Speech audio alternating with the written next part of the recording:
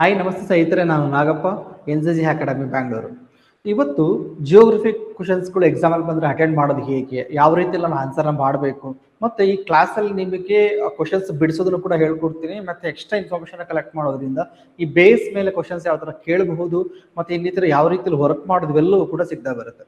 So clear. ಹಾಗಾಗಿ ಈ ವಿಡಿಯೋನ ಕೊನೆ ತನಕ ನೋಡಿ ಅಂತ ಹೇಳ್ತಾ ಫಸ್ಟ್ನೇ ಕ್ವಶನ್ಗೆ ಹೋಗ್ತಾ ಹೋಗೋಣ. ಇಲ್ಲಿ ವೆರಿ ಇಂಪಾರ್ಟೆಂಟ್ ಡೈರೆಕ್ಟ್ ಕ್ವಶನ್ಸ್ ಆಗಿದೆ. ಇದೇ ತರ ಕ್ವಶನ್ಸ್ ಆಗುತ್ತೆ ಅಂತ ಏನಿಲ್ಲ, ಬಟ್ ಅದು ಈ ರೀತಿಯಲ್ಲಿ ಕ್ವಶನ್ಸ್ ಆಗುತ್ತೆ ನೋಡಿ. ಫಾರ್ ಎಕ್ಸಾಂಪಲ್ ಇಲ್ಲಿ ಕ್ವಶನ್ಸ್ ಆಗಿದೆ, ಜಿಯೋಗ್ರಫಿಯಿಂದ ಕ್ವಶನ್ಸ್ ಬಂದಿದೆ. ಫಸ್ಟ್ ಮರಳುಗಲ್ಲು ಯಾವ ರೀತಿಯ ಬಂಡೆ ಆಗಿದೆ ಅಂತ ಕೇಳಿದಾನೆ. ಅಂತಂದ್ರೆ ಯಾವುದು ಸ್ಯಾಂಡ್ ಸ್ಟೋನ್ ಯಾವ ರೀತಿಯ ರಾಕ್ ಅಂತ ಹೇಳಿ ಕೇಳಿರುವಂತದ್ದು. Very important. ಹಾಗಿದ್ರೆ ರಾಕ್ಸ್ ಮೇಲೆ ಫಿಸಿಕಲ್ ಜಿಯೋಗ್ರಫಿ ಅಂದ್ರೆ ಪ್ರಾಕೃತಿಕ ಭೂಗೋಳ ಶಾಸ್ತ್ರದ ಮೇಲೆ ಒಂದು ಕ್ವಶನ್ಸ್ ಬರುತ್ತೆ. ಫಾರ್ ಇಲ್ಲಿ ಎಕ್ಸಾಮ್ ನ ಅಬ್ಸರ್ವ್ ಮಾಡ್ಬೇಕಾಗಿರೋದು ಏನು, ಕ್ವಶನ್ಸ್ ಗಳನ್ನ ಕೇಳಬೇಕಾದ್ರೆ. ಯಾಕಂತ ಹೇಳಿದ್ರೆ ಎಕ್ಸಾಮ್ ಹತ್ರ ಇದೆ ನಿಮ್ಗೆ. ಇವಾಗ ಯಾವುದನ್ನೇ ಓದಿ ಫಿಸಿಕಲ್ ಜಿಯೋಗ್ರಫಿಲಿ ಎಕ್ಸಾಂಪಲ್ಸ್ ಗಳ ಮೇಲೆ ಫೋಕಸ್ ಮಾಡಿ. Very important. So clear. ಅರ್ಥ ಆಗ್ತದೆ ಯಾವುದು ಎಕ್ಸಾಂಪಲ್ಸ್ ಅಂತಂದ್ರೆ ಯಾವ್ದು ಪ್ರತಿಯೊಂದು ಉದಾಹರಣೆಗಳು ಇರುತ್ತಲ್ಲ, ಆ ಉದಾಹರಣೆಗಳ ಮೇಲೇನೆ ಕ್ವಶನ್ಸ್ ಗಳು ಬಹುತೇಕ ಆಗುವಂಥದ್ದು. ಹಾಗಾಗಿ ಆ ಉದಾಹರಣೆಗಳ ಮೇಲೆ ಜಾಸ್ತಿ ಫೋಕಸ್ ಅನ್ನ ಮಾಡಿ. ಇಲ್ಲಿ ಕ್ವಶನ್ಸ್ ಕೇಳಿರೋದೇನು, ಮರಳುಗಲ್ಲು ಅಂತ ಕ್ಲಿಯರ್ ಆಗಿ ಕೇಳಿದಾನೆ. ಅಂದ್ರೆ ಅಲ್ಲಿ ಹಲವಾರು ಕಲ್ಲುಗಳು ಬರ್ತವೆ ಅಥವಾ ಶಿಲೆಗಳು ಬರ್ತವೆ. ಅದರಲ್ಲಿ ಮರಳುಗಲ್ಲು ಅಥವಾ ಸ್ಯಾಂಡ್ ಸ್ಟೋನ್ ಮೇಲೆ ಕ್ವಶನ್ಸ್ ಕೇಳಿರೋದು. ಈ ಸ್ಟ್ಯಾಂಡ್ ಸ್ಟೋನ್ ಯಾವುದಕ್ಕೆ ಎಕ್ಸಾಂಪಲ್ ಅಂತ ಹೇಳಿ ಕೇಳಿದ್ದಾರೆ. ಮೊದಲನೇ ಆಪ್ಷನ್ಸ್ ಕೊಟ್ಟಿದ್ದಾನೆ, ಯಾವುದು ಕ್ಯಾಲ್ಕರಿಯಸ್ ರಾಕ್ ಅಥವಾ ಸುಣ್ಣದ ಕಲ್ಲು ಅಂತ ಕೊಟ್ಟಿದ್ದಾನೆ. ಎರಡನೇದು ಹಿಗ್ನೇಷಿಯಸ್ ರಾಕ್ ಅಂತ ಬಂದಿದೆ, ಅಗ್ನಿಶಿಲೆ. ಮೂರನೇದು ಮೆಟಾಮಾರ್ಫಿಕ್ ರಾಕ್, ರೂಪಾಂತರ ಶಿಲೆ ಅಥವಾ ಮೆಟಾಮಾರ್ಫಿಕ್ ರಾಕ್ ಅಂತ ಕರಿತೀವಿ. ನಾಲ್ಕನೇದು ಸೆಡಿಮೆಂಟರಿ ರಾಕ್ಸ್ ಅಥವಾ ಯಾವುದು ಕಣಶಿಲೆ ಅಥವಾ ಜಲಜ ಶಿಲೆ ಅಂತ ಕರಿತಾ ಹೋಗ್ತೀವಿ. ಇಲ್ಲಿ ಮರಳುಗಲ್ಲು ಯಾವುದಕ್ಕೆ ಸಂಬಂಧಪಟ್ಟಿದ್ದು ಅಂತ ಒಂದು ಎಕ್ಸಾಂಪಲ್ ಕ್ವಶನ್ಸ್ ಕೇಳಿದ್ದಾನೆ. ಸ್ಯಾಂಡ್ ಸ್ಟೋನ್ ಯಾವುದಕ್ಕೆ ಸಂಬಂಧಪಟ್ಟಿದ್ದು. Very very important.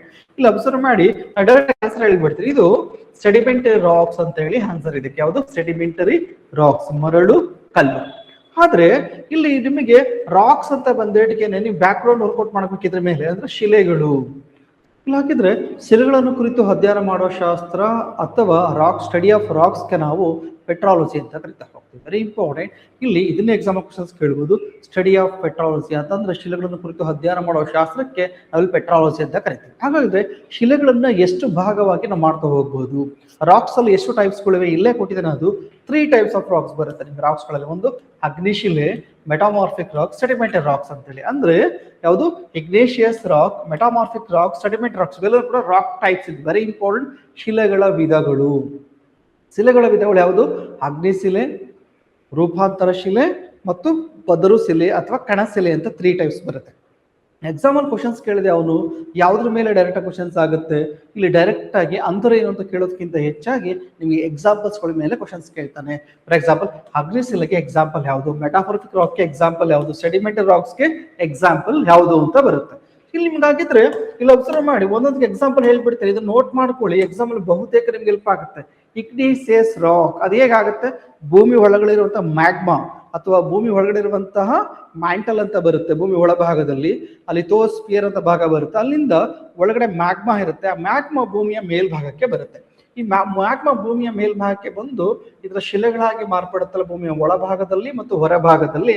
ಅದಕ್ಕೆ ನಾವು ಇಗ್ನೇಷಿಯಸ್ ರಾಕ್ ಅಂತ ಕರಿತಾ ಇರ್ತೀವಿ. ಅಗ್ನಿ ಶಿಲೆ ಡೈರೆಕ್ಟ್ ಆಗಿ ಮ್ಯಾಗ್ಮಾದಿಂದ ಆಗುತ್ತೆ. ಭೂಮಿ ಒಳಗಡೆ ಇದ್ರೆ ನಾವು ಇದನ್ನ ಮ್ಯಾಗ್ಮಾ ಅಂತ ಕರಿತಾ ಹೋಗ್ತೀವಿ. ಭೂಮಿ ಮೇಲ್ಗಡೆ ಬಂದ್ರೆ ಇದನ್ನ ಲಾವಾ ಅಂತ ಕರಿತೀವಿ. ಸೊ ಭೂಮಿ ಒಳಭಾಗದಲ್ಲಿ ಮತ್ತು ಭೂಮಿಯ ಮೇಲ್ಭಾಗದಲ್ಲಿ ಸ್ಟೋರ್ ಆಗಿ ಈ ರಾಕ್ಸ್ ಗಳು ಕ್ರಿಯೇಟ್ ಆಗ್ತವೆ. ಇಂಥ ರಾಕ್ಸ್ಗೆ, ಇಂಥ ಶಿಲೆಗಳಿಗೆ ನಾವು ಇಗ್ನೇಷಿಯಸ್ ರಾಕ್ ಅಂತ ಕರಿತೀವಿ. ಅವನ ಎಕ್ಸಾಮ್ ಅಲ್ಲಿ ಅಂದ್ರೆ ಏನಂತ ಕೇಳಲ್ಲ, ಆಗ್ಲೇ ಹೇಳಿದೀನಿ. ಇದು ಯಾವ್ದ್ರ ಮೇಲೆ ಕ್ವಶನ್ಸ್ ಕೇಳ್ತಾನೆ, ಇದನ್ನ ನಿಮಗೆ ಎಕ್ಸಾಂಪಲ್ ಉದಾಹರಣೆಗೆ ಗ್ರಾನೈಟ್. ಸೊ ಗ್ರಾನೈಟ್ ಯಾವುದು ಇಗ್ನೇಷಿಯಸ್ ರಾಕ್ ಇಂದ ಡೈರೆಕ್ಟ್ ಆಗಿ ಆಗುತ್ತೆ. ಅದಲ್ಲದೆ ಬಸಾಲ್ಟ್ ಎಷ್ಟೋ ಸಲ ಎಕ್ಸಾಂಪಲ್ ಕ್ವಶನ್ಸ್ ಕೇಳಿದಾನೆ. ಬಸಾಲ್ಟ್ ಮೇಲೆ ನಿಮಗೆ ಬ್ಲಾಕ್ ಸಾಯಿಲ್ ಹೇಗಾಗುತ್ತೆ ಅಂತ ಕ್ವಶನ್ಸ್ ಕೇಳಿದಾನೆ. ಬ್ಲಾಕ್ ಸಾಯಿಲ್ ಆಗೋದ್ರಿಂದ ಬಸಾಲ್ಟ್ ಇಂದ ಆಗುತ್ತೆ. ಬಸಾಲ್ಟ್ ರಾಕ್ಸ್ ಅಲ್ಲಿ ಇರುತ್ತೋ ಅಲ್ಲೆಲ್ಲೂ ಕೂಡ ನಿಮಗೆ ಬ್ಲಾಕ್ ಸಾಯಿಲ್ ಇರುತ್ತೆ. ಫಾರ್ ಎಕ್ಸಾಂಪಲ್ ಗ್ರಾನೈಟ್ ಇರೋ ಕಡೆಗೆ ರೈಟ್ ಸಾಯಿಲ್ ಇರುತ್ತೆ. ಇವನ್ ನೀವು ಒಂದಕ್ಕೊಂದು ಕನೆಕ್ಷನ್ ಮಾಡ್ಕೊಂಡು ಓದ್ಕೋಬಹುದು ಇವೆಲ್ಲನೂ ಕೂಡ. ಜೊತೆಗೆ ಯಾವುದು ಅಬ್ಸಿಡಿಯನ್ ರಾಕ್ಸ್ಗಳು, ಫ್ಯೂಮಸ್ ರಾಕ್ಸ್ಗಳು, ಗ್ಯಾಬ್ರೋ, ಡಿಯೋರೈಟ್, ರಯೋರೈಟ್ ಮತ್ತೆ ಪೆಗ್ಮಾಟೈಟ್ ಅಂಡ್ ಸ್ಕೋರಿಯಾ ಇವೆಲ್ಲನೂ ಕೂಡ ಡೈರೆಕ್ಟ್ ಆಗಿ ಎಕ್ಸಾಂಪಲ್ಗಳು ಆಗಿವೆ ಯಾವ್ದಕ್ಕೆ, ಇಗ್ನೇಷಿಯಸ್ ರಾಕ್ ಅಥವಾ ಅಗ್ನಿಶಿಲೆಗೆ. ಅದೇ ತರ ನೆಕ್ಸ್ಟ್ ಬರೋ ಒಂದು ಶಿಲೆ ಯಾವುದು, ಸೆಡಿಮೆಂಟರಿ ರಾಕ್ಸ್. Very important. ಯಾವುದು, ಪದರು ಶಿಲೆಗಳು. ಸೊ ಯಾವುದು, ಪದರು ಶಿಲೆಗಳು. ನೋಟ್ ಮಾಡ್ಕೋಬೇಕು, ನೋಟ್ ಮಾಡ್ಕೊಳ್ಳಿ. ಎಕ್ಸಾಂಪಲ್ಸ್ಗಳ ಮೇಲೆ ಕ್ವಶನ್ಸ್ ಕೇಳ್ಬಿಡ್ತಾರೆ ಕೇಳಿದ್ರೆ ನಿಮಗೆ. ಅಲ್ಲಿ ಯಾವುದು ಸ್ಯಾಂಡ್ ಸ್ಟೋನ್ಗೆ ಎಕ್ಸಾಂಪಲ್ ಕೇಳಿದ, ನೆಕ್ಸ್ಟ್ ಇಗ್ನೇಸಿಯಸ್ ರಾಕ್ ಎಕ್ಸಾಂಪಲ್ ಕೇಳ್ಬೋದು, ಅಥವಾ ಮೆಟಾಮಾರ್ಫಿಕ್ ರಾಕ್ ರೂಪಾಂತರ ಶಿಲೆ ಎಕ್ಸಾಂಪಲ್ ಕೇಳ್ಬೋದು. ಇಲ್ಲಿ ಪದರು ಶಿಲೆಗೆ ಎಕ್ಸಾಂಪಲ್ ಯಾವುದು? ಫಾರ್ ಎಕ್ಸಾಂಪಲ್ ನೋಡಿ, ಮರಳುಗಲ್ಲು ಫಸ್ಟ್ ಯಾವುದು ಸೆಡಿಮೆಂಟರಿ ರಾಕ್ಸ್ಗೆ ಎಕ್ಸಾಂಪಲ್ ಆಗುತ್ತೆ. ಅದೇ ತರ ಲೈಮ್ ಸ್ಟೋನ್ ಸುಣ್ಣದ ಕಲ್ಲು ಎಕ್ಸಾಂಪಲ್ ಆಗುತ್ತೆ ಪದರು ಶಿಲೆ ಅಥವಾ ಜಲಜ ಶಿಲೆಗೆ. ಅದರ ಶೆಲ್ ಯಾವುದು ಜೇಡಿ ಶಿಲೆ ಅಥವಾ ಶೆಲ್ ಗಲ್ಲು ಅಂತ ಕರಿತಾ ಹೋಗ್ತೀವಿ. ಅದೇ ತರ ಕಾಂಗ್ಲೋಮರೈಟ್ ಆಗ್ಬೋದು, ಕೋಲ್ ಆಗ್ಬೋದು, ಕಲ್ಲಿದ್ದಲು ಬರ್ತಲ್ಲ, ಹೌದು ಕಲ್ಲಿದ್ದಲು, ಮತ್ತೆ ಬ್ರೆಕ್ಷಿಯಾ, ಡೊಲೊಮರೈಟ್, ಮತ್ತೆ ಜಿಪ್ಸಮ್, ಕಲ್ಲುಪ್ಪು, ರಾಕ್ ಸಾಲ್ಟ್ ಇವೆಲ್ಲನೂ ಕೂಡ ಪ್ರತಿಯೊಂದು ಕೂಡ ಯಾವುದು ಪದರು ಶಿಲೆ ಅಥವಾ ಸೆಡಿಮೆಂಟರಿ ರಾಕ್ಸ್ಗೆ ಎಕ್ಸಾಂಪಲ್. ಈ ಪದರು ಶಿಲೆ ಆಗ್ಲಿ ಮತ್ತೆ ಇಗ್ನೇಷಿಯಸ್ ರಾಕ್ ಅಲ್ಲಿ ಆಗ್ಲಿ ಇವೆರಡು ಕೂಡ ಆ ಪ್ರೆಸರ್ ಒಂದು ವೇಳೆ ಇವಾಗ ಇಲ್ಲೊಂದು ಪದರು ಶಿಲೆ ಆಗಿದೆ ಅಂತ ಅನ್ಕೋಣ, ಈ ಪದರು ಶಿಲೆ ತೆಗೆದಿಲ್ಲ, ಪ್ರೆಸರ್ ಹಾಗೆ ಕಂಟಿನ್ಯೂ ಆಗ್ತಿದೆ, ಮುಂದಕ್ಕೆ ಅದು ರೂಪಾಂತರ ಆಗುತ್ತೆ. ರೂಪಾಂತರ ಆಗೋದಕ್ಕೆ ನಾವು ಮೆಟಾಮಾರ್ಫಿಕ್ ಅಂತ ಕರಿತೀವಿ. ಈ ಪದರು ಶಿಲೆಯಿಂದನೇ ರೂಪಾಂತರ ಶಿಲೆಗಳು ಆಗ್ತವೆ. ಅದೇ ತರ ಇಗ್ನೇಷಿಯಸ್ ಶಿಲೆಯಿಂದನೂ ಕೂಡ ರೂಪಾಂತರ ಆಗ್ತವೆ. ಸೊ ಇದಕ್ಕೆ ನಾವು ರೂಪಾಂತರ ಶಿಲೆಗಳು ಅಂತಂದ್ರೆ ಅವು ಬೇಸಿಕ್ ಆಗಿ ಒಂದು ಇಗ್ನೇಷಿಯಸ್ ರಾಕ್ ಆಗಿರ್ತವೆ ಅಥವಾ ಸೆಡಿಮೆಂಟರಿ ರಾಕ್ಸ್ ಆಗಿರ್ತವೆ. ಇವೆರಡು ಒತ್ತಡದಿಂದ ಮುಂದಕ್ಕೆ ಏನಾಗುವುದು ನಿಮಗೆ ಮೆಟಾಮಾರ್ಫಿಕ್ ರಾಕ್ ಆಗಿ ಕನ್ವರ್ಟ್ ಆಗುತ್ತೆ. So clear. ಇನ್ನೊಂದು ಎಕ್ಸಾಂಪಲ್ ಕೇಳ್ತಾನೆ, ಫಾಸಿಲ್ ಫ್ಯೂಯಲ್ಸ್ ಅಥವಾ ಪಳೆಯುಳಿಕೆಗಳು. ಫಾಸಿಲ್ಸ್ಗಳು ಅಥವಾ ಫಾಸಿಲ್ಸ್ ಅಂದ್ರೆ ಏನು? ಪಳೆಯುಳಿಕೆ. ಈ ಪಳೆಯುಳಿಕೆಗಳು ಯಾವ ಶಿಲೆಗಳಲ್ಲಿ ಸಿಗ್ತವೆ ಅಂತ ಕ್ವಶನ್ಸ್ ಕೇಳ್ಬಿಡ್ತಾರೆ ಒಂದೊಂದ್ಸರಿ. ಸೊ ಕೇಳಿದಾನೆ ಕೂಡ ಫಾಸಿಲ್ಸ್ಗಳು ಅಥವಾ ಪಳೆಯುಳಿಕೆಗಳು ಸಿಗುವಂಥದ್ದು ಈ ಸೆಡಿಮೆಂಟರಿ ರಾಕ್ಸ್ ಅಲ್ಲಿ ವೆರಿ ವೆರಿ ಇಂಪಾರ್ಟೆಂಟ್. ಅಂದ್ರೆ ಯಾವುದು ಪದರು ಶಿಲೆ, ಜಲಜ ಶಿಲೆ, ಕಣ ಶಿಲೆ ಅಂತ ಕರಿತೀವಲ್ಲ, ಇದರಲ್ಲಿ ಫಾಸಿಲ್ಸ್ಗಳು ಅಥವಾ ಪಳೆಯುಳಿಕೆಗಳು ಸಿಗ್ತವೆ. ಪಳೆಯುಳಿಕೆ ಇಂಧನಗಳು ಕೂಡ ಸಿಗೋದು ಕೂಡ ಸೆಡಿಮೆಂಟರಿ ರಾಕ್ಸ್ ಅಲ್ಲಿ. ಕಲ್ಲಿದ್ದಲು ಕೂಡ ಎಕ್ಸಾಂಪಲ್ ಇದಕ್ಕೆ. So clear. ಹೀಗಾಗಿ ಸೆಡಿಮೆಂಟರಿ ರಾಕ್ಸ್ ಅಲ್ಲಿ ಪಳೆಯುಳಿಕೆಗಳು ಸಿಗ್ತವೆ. ಯಾವ್ದ್ರಲ್ಲಿ ಸಿಗಲ್ಲ? ಇಗ್ನೇಸಿಯಸ್ ರಾಕ್ ಅಥವಾ ಅಗ್ನಿಶಿಲೆಯಲ್ಲಿ ಪಳೆಯುಳಿಕೆಗಳು ಸಿಗಲ್ಲ. ಅದೇ ತರ ಬಂದಾಗ ರೂಪಾಂತರಗೊಳ್ಳುವಂತಹದ್ರಲ್ಲೂ ಕೂಡ ಸೆಡಿಮೆಂಟರಿ ರಾಕ್ಸ್ ಆಗಿದ್ದು ಅದು ರೂಪಾಂತರಗೊಂಡ್ಬಿಟ್ಟು ಮೆಟಾಮಾರ್ಫಿಕ್ ರಾಕ್ ಆಗ್ಬಿಟ್ರೆ ಅದರಲ್ಲಿ ಪಳೆಯುಳಿಕೆಗಳು ಫಾಸಿಲ್ಸ್ಗಳು ಸಿಗೋದಿಲ್ಲ. So clear. ಇದ್ರ ನೀವು ತಲೆಲಿಟ್ಕೋಬೇಕಾಗುತ್ತೆ. ಎಕ್ಸಾಮ್ ಅಲ್ಲಿ ಕೂಡ ಇದ್ರ ಮೇಲೆ ಕ್ವಶನ್ಸ್ ಅನ್ನ ಕೇಳ್ತಾನೆ. ಅದೇ ತರ ರೂಪಾಂತರ ನಿಮ್ಗೆ ಆಗಲೇ ಎಕ್ಸಾಂಪಲ್ ಹೇಳಿದೆ. ಇವಾಗ ಗ್ರಾನೈಟ್ ಯಾವ್ದು ಎಕ್ಸಾಂಪಲ್ ಕೊಟ್ಟಿದ್ದೀನಿ? ಗ್ರಾನೈಟ್ ಬೇಸಿಕಲಿ ಬಂದು ಇಗ್ನೇಷಿಯಸ್ ರಾಕ್. ಅದು ಆ ಗ್ರಾನೈಟ್ ಅನ್ನು ತೆಗೆದಿಲ್ಲ, ಆ ಪ್ರೆಸರ್ ಹಾಗೆ ಕಂಟಿನ್ಯೂ ಆಗ್ತಿದೆ. ಈ ಗ್ರಾನೈಟ್ ಇರೋದು ನಿಶಾ ಕನ್ವರ್ಟ್ ಆಗುತ್ತೆ. ಗ್ರಾನೈಟ್ ಏನಾಗುತ್ತೆ? ನಿಶಾ ಕನ್ವರ್ಟ್ ಆಗುತ್ತೆ. ಇದಕ್ಕೆ ಎಕ್ಸಾಂಪಲ್ ಇತಾನಿಕ್ ಶಿಲೆಗಳಲ್ಲಿ ಗೋಲ್ಡ್ ಅಥವಾ ಚಿನ್ನವು ಕೂಡ ಸಿಗ್ತವೆ. So clear. ಬಸಾಲ್ಟ್, ಈ ಬಸಾಲ್ಟ್ ರಾಕ್ಸ್ ಗಳೇ ನೆಕ್ಸ್ಟ್ ಏನಾಗ್ತವೆ?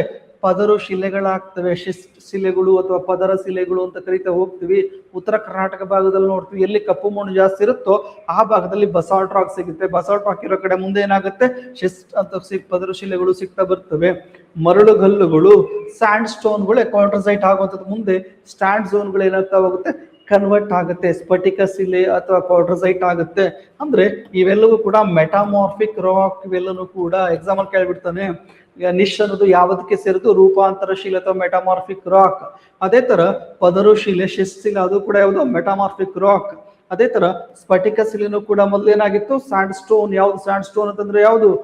ನಿಮಗೆ ಪದರು ಶಿಲೆ ಆಗಿತ್ತು, ಅದೇನಾಗಿದೆ ಇವಾಗ ಸ್ಫಟಿಕ ಶಿಲೆ ಆಗಿದೆ. ಶೆಲ್ ಅದೇನಾಗಿದೆ? ಸ್ಲೇಟ್ ಆಗಿದೆ. ಸುಣ್ಣದ ಲೈಮ್ ಸ್ಟೋನ್ ಅಮೃತ ಶಿಲೆ ಆಗುತ್ತೆ. ಲೈಮ್ ಸ್ಟೋನ್ ಕೂಡ ಎಕ್ಸಾಂಪಲ್ ಯಾವುದಕ್ಕೆ?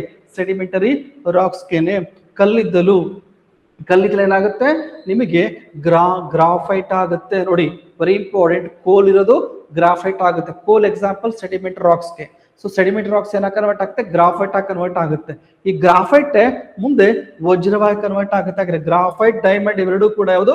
ಮೆಟಾಮಾರ್ಫಿಕ್ ರಾಕ್ ಅಥವಾ ರೂಪಾಂತರ. ಅಂದ್ರೆ ಒತ್ತಡದಿಂದ ಬದಲಾವಣೆಗಳು ಆಗ್ತಾ ಬರ್ತವೆ. Very important. ಈ ತರ ಶಿಲೆಗಳು ನಿಮಗೆ ಈ ತರ ಬದಲಾವಣೆ ಆಗ್ಲಿಕ್ಕೆ, ರೂಪಾಂತರ ಆಗ್ಲಿಕ್ಕೆ, ಮೆಟಾಮಾರ್ಫಿಕ್ ಆಗ್ಲಿಕ್ಕೆ ರೀಸನ್ ಏನು? ಒತ್ತಡ ಅಥವಾ ಪ್ರೆಸರ್ ಅಂತ ಕರಿತಾ ಹೋಗ್ತೀವಿ. So clear. ಭೂಮಿಯ ಒಳಭಾಗ ಇರೋದು ಒತ್ತಡದಿಂದ ಇದೇನಾಗ್ತಾ ಬರುತ್ತೆ? ಕನ್ವರ್ಟ್ ಆಗ್ತಾ ಬರುತ್ತೆ. So clear. ಇಲ್ಲಿ ರೂಪಾಂತರಗಳು ಕೊಳ್ತಾ ಬರ್ತವೆ. ಇದನ್ನ ತಲೆ ಇಟ್ಕೊಳ್ಳಿ. ಎಕ್ಸಾಂಪಲ್ ಅಲ್ಲಿ ನಿಮಗೆ ಎಕ್ಸಾಮ್ ಅಲ್ಲಿ ಈ ರೀತಿಯಲ್ಲಿ ಕ್ವಶನ್ಸ್ ಅನ್ನ ಕೇಳಬಹುದು. ಇನ್ನೊಂದು ನೆಕ್ಸ್ಟ್ ಕ್ವಶನ್ಸ್ ಹೋಗೋಣ. Very important. ಕೆಳಗಿನ ಬಯೋಸ್ಪಿಯರ್ ಮೀಸಲುಗಳಲ್ಲಿ ಯಾವುದನ್ನು ಮೊದಲು ಭಾರತ ಸರ್ಕಾರ ಸ್ಥಾಪಿಸಿತ್ತು? ಅಂದ್ರೆ ಭಾರತದಲ್ಲಿ ಇರುವಂತಹ ಯಾವುದು ಬಯೋಸ್ಪಿಯರ್ ರಿಸರ್ವ್ಸ್ ಅಲ್ಲಿ ಫಸ್ಟ್ ಮಾಡಿದ್ದು ಯಾವುದನ್ನು ಅಂತ ಕ್ವಶನ್ಸ್ ಕೇಳಿದ್ದಾರೆ. ಇವಾಗ 18 ಬಯೋಸ್ಪಿಯರ್ ರಿಸರ್ವ್ಸ್ ಇವೆ, ಅದು ಕೂಡ ತಿಳ್ಕೋಣ. ಯಾವ್ಯಾವ ಬಯೋಸ್ಪಿಯರ್ ರಿಸರ್ವ್ಸ್ ಎಲ್ಲೆಲ್ಲಿ ಬರುತ್ತೆ ತಿಳ್ಕೋಣ. ಇದರಲ್ಲಿ Sundarbans biosphere reserves. So clear. Gulf of Mannar biosphere reserves, Sundarbans ಬರೋದು ವೆಸ್ಟ್ ಬೆಂಗಾಲ್ ಆಗ್ಬೋದು. ಮತ್ತು ಗಾಲ್ಫ್ ಆಫ್ ಮನ್ನಾರ್ ಬರೋದಲ್ಲಿ ನಿಮಗೆ ತಮಿಳುನಾಡಿನ ಕೆಳ ಭಾಗದಲ್ಲಿ ಬರ್ತಾ ಹೋಗುತ್ತೆ. ನಂದಾದೇವಿ ಬಯೋಸ್ಫಿಯರ್ ಉತ್ತರಾಖಂಡಲ್ಲಿ ಬರ್ತಾ ಹೋಗುತ್ತೆ. ಅದೇ ತರ ನೀಲಗಿರಿ ಬಯೋ ರಿಸರ್ವ್ಸ್ ಯಾವುದು ತಮಿಳುನಾಡು, ಕೇರಳ, ಕರ್ನಾಟಕದಲ್ಲಿ ಬರುತ್ತಿದ್ದು ನೀಲಗಿರಿ ಬಯೋ ರಿಸರ್ವ್ಸ್. ಇದಕ್ಕೆ ಆನ್ಸರ್ ಯಾವುದು? ನೀಲಗಿರಿ ಬಯೋ ರಿಸರ್ವ್ಸ್. 1986 ಅಲ್ಲಿ 1986ರಲ್ಲಿ ಬಯೋಸ್ಫಿಯರ್ ರಿಸರ್ವ್ ಅಥವಾ ಬಯೋಸ್ಫಿಯರ್ ಮೀಸಲು ಪ್ರದೇಶ ಅಂತ ಹೇಳಿದ್ದನ್ನು ಗುರುತು ಮಾಡ್ತಾರೆ. 1986 ಅಲ್ಲಿ ಮೊದಲ ಬಯೋಸ್ಫಿಯರ್ ರಿಸರ್ವ್ ಯಾವುದು ಅಂತ ಹೇಳಿ ಡೈರೆಕ್ಟ್ ಕ್ವಶನ್ಸ್ ಆಗಿದೆ. ನಾವೇನ್ ಮಾಡೋಣ, ಉಳಿದಂತೆ ಇರುವಂತಹ ಬಯೋಸ್ಫಿಯರ್ ರಿಸರ್ವ್ಸ್ಗಳು ಯಾವ್ಯಾವುದು ಆಲ್ರೆಡಿ ಹೇಳಿದ್ದೀನಿ. ನೀಲಗಿರಿ ಬಯೋ ರಿಸರ್ವ್ಸ್ ಆಗಿದ್ದು ಯಾವಾಗ? 1986. ಯಾವ ರಾಜ್ಯಗಳು ಬರ್ತವೆ ಇದು? ನೀಲಗಿರಿ ಬಯೋ ರಿಸರ್ವ್ಸ್ ಬರ್ತಿರೋದು ತಮಿಳುನಾಡು, ಕೇರಳ, ಕರ್ನಾಟಕ 3 ಸ್ಟೇಟ್ ಅಲ್ಲಿ ಬರುತ್ತೆ. ಕರ್ನಾಟಕ, ಕೇರಳ, ತಮಿಳುನಾಡು. ಈ ಭಾಗದಲ್ಲಿ ಬಂಡೀಪುರ, ನಾಗರಹೊಳೆ ಈ ನ್ಯಾಷನಲ್ ಪಾರ್ಕ್ಗಳು ಕೂಡ ಬರ್ತವೆ. ಮುದುವಲೈ ನ್ಯಾಷನಲ್ ಪಾರ್ಕ್ ತಮಿಳುನಾಡಲ್ಲಿ ಬರುತ್ತೆ. ಸೊ ಹಾಗಾಗಿ ನೀಲಗಿರಿ ಬಯೋ ರಿಸರ್ವ್ಸ್ ಏನಿದೆಯಲ್ಲ ಇದು ವೆರಿ ಇಂಪಾರ್ಟೆಂಟ್ ಆಗುತ್ತೆ. 3 ಸ್ಟೇಟ್ ಅಲ್ಲಿ ಬರುತ್ತೆ. ಕರ್ನಾಟಕ, ತಮಿಳುನಾಡು, ಕೇರಳ ಭಾಗದಲ್ಲಿ ಬರುವಂತಹ ಬಯೋಸ್ಫಿಯರ್ ರಿಸರ್ವ್ಸ್ ಇದು. 1986 ಅಲ್ಲಿ ಇದನ್ನ ಬಯೋಸ್ಫಿಯರ್ ರಿಸರ್ವ್ಸ್ ಅಂತ ಮಾಡ್ಕೊಂಡಿದ್ದೀವಿ. Total number of bio reserves 18 ಇವೆ. ಆದರೆ 8 ಯಾವುದು ನಿಮಗೆ ಬಯೋಸ್ಫಿಯರ್ ರಿಸರ್ವ್ಸ್ ಗಳನ್ನ ನಾವಿಲ್ಲಿ ನೋಡ್ತಾ ಹೋಗ್ತೀವಿ. ಇನ್ನು ನಂದಾದೇವ್ ಬಯೋ ರಿಸರ್ವ್ಸ್ ಎಲ್ಲಿ ಬರುತ್ತೆ? ಉತ್ತರಾಖಂಡ್ 1988 ಅಲ್ಲಿ. ಅಥವಾ ಗಾಲ್ಫ್ ಆಫ್ ಮನ್ನಾರ್ ತಮಿಳುನಾಡಿನ ಕೆಳ ಭಾಗದಲ್ಲಿ ಫಾಕ್ ಸ್ಟೇಟ್ ಬರುತ್ತಲ್ಲ. ಸೊ ಭಾರತ ಹೀಗಿದ್ರೆ ಭಾರತದ ಈ ಭಾಗದಲ್ಲಿ ಶ್ರೀಲಂಕಾ ಮೇಲ್ಗಡೆ ಈ ಭಾಗದಲ್ಲಿ ಗಾಲ್ಫ್ ಆಫ್ ಮನ್ನಾರ್ ಬರುತ್ತೆ. ಫಾಕ್ ಸ್ಟೇಟ್ ಕೂಡ ಬರುತ್ತೆ ಅಲ್ಲಿ.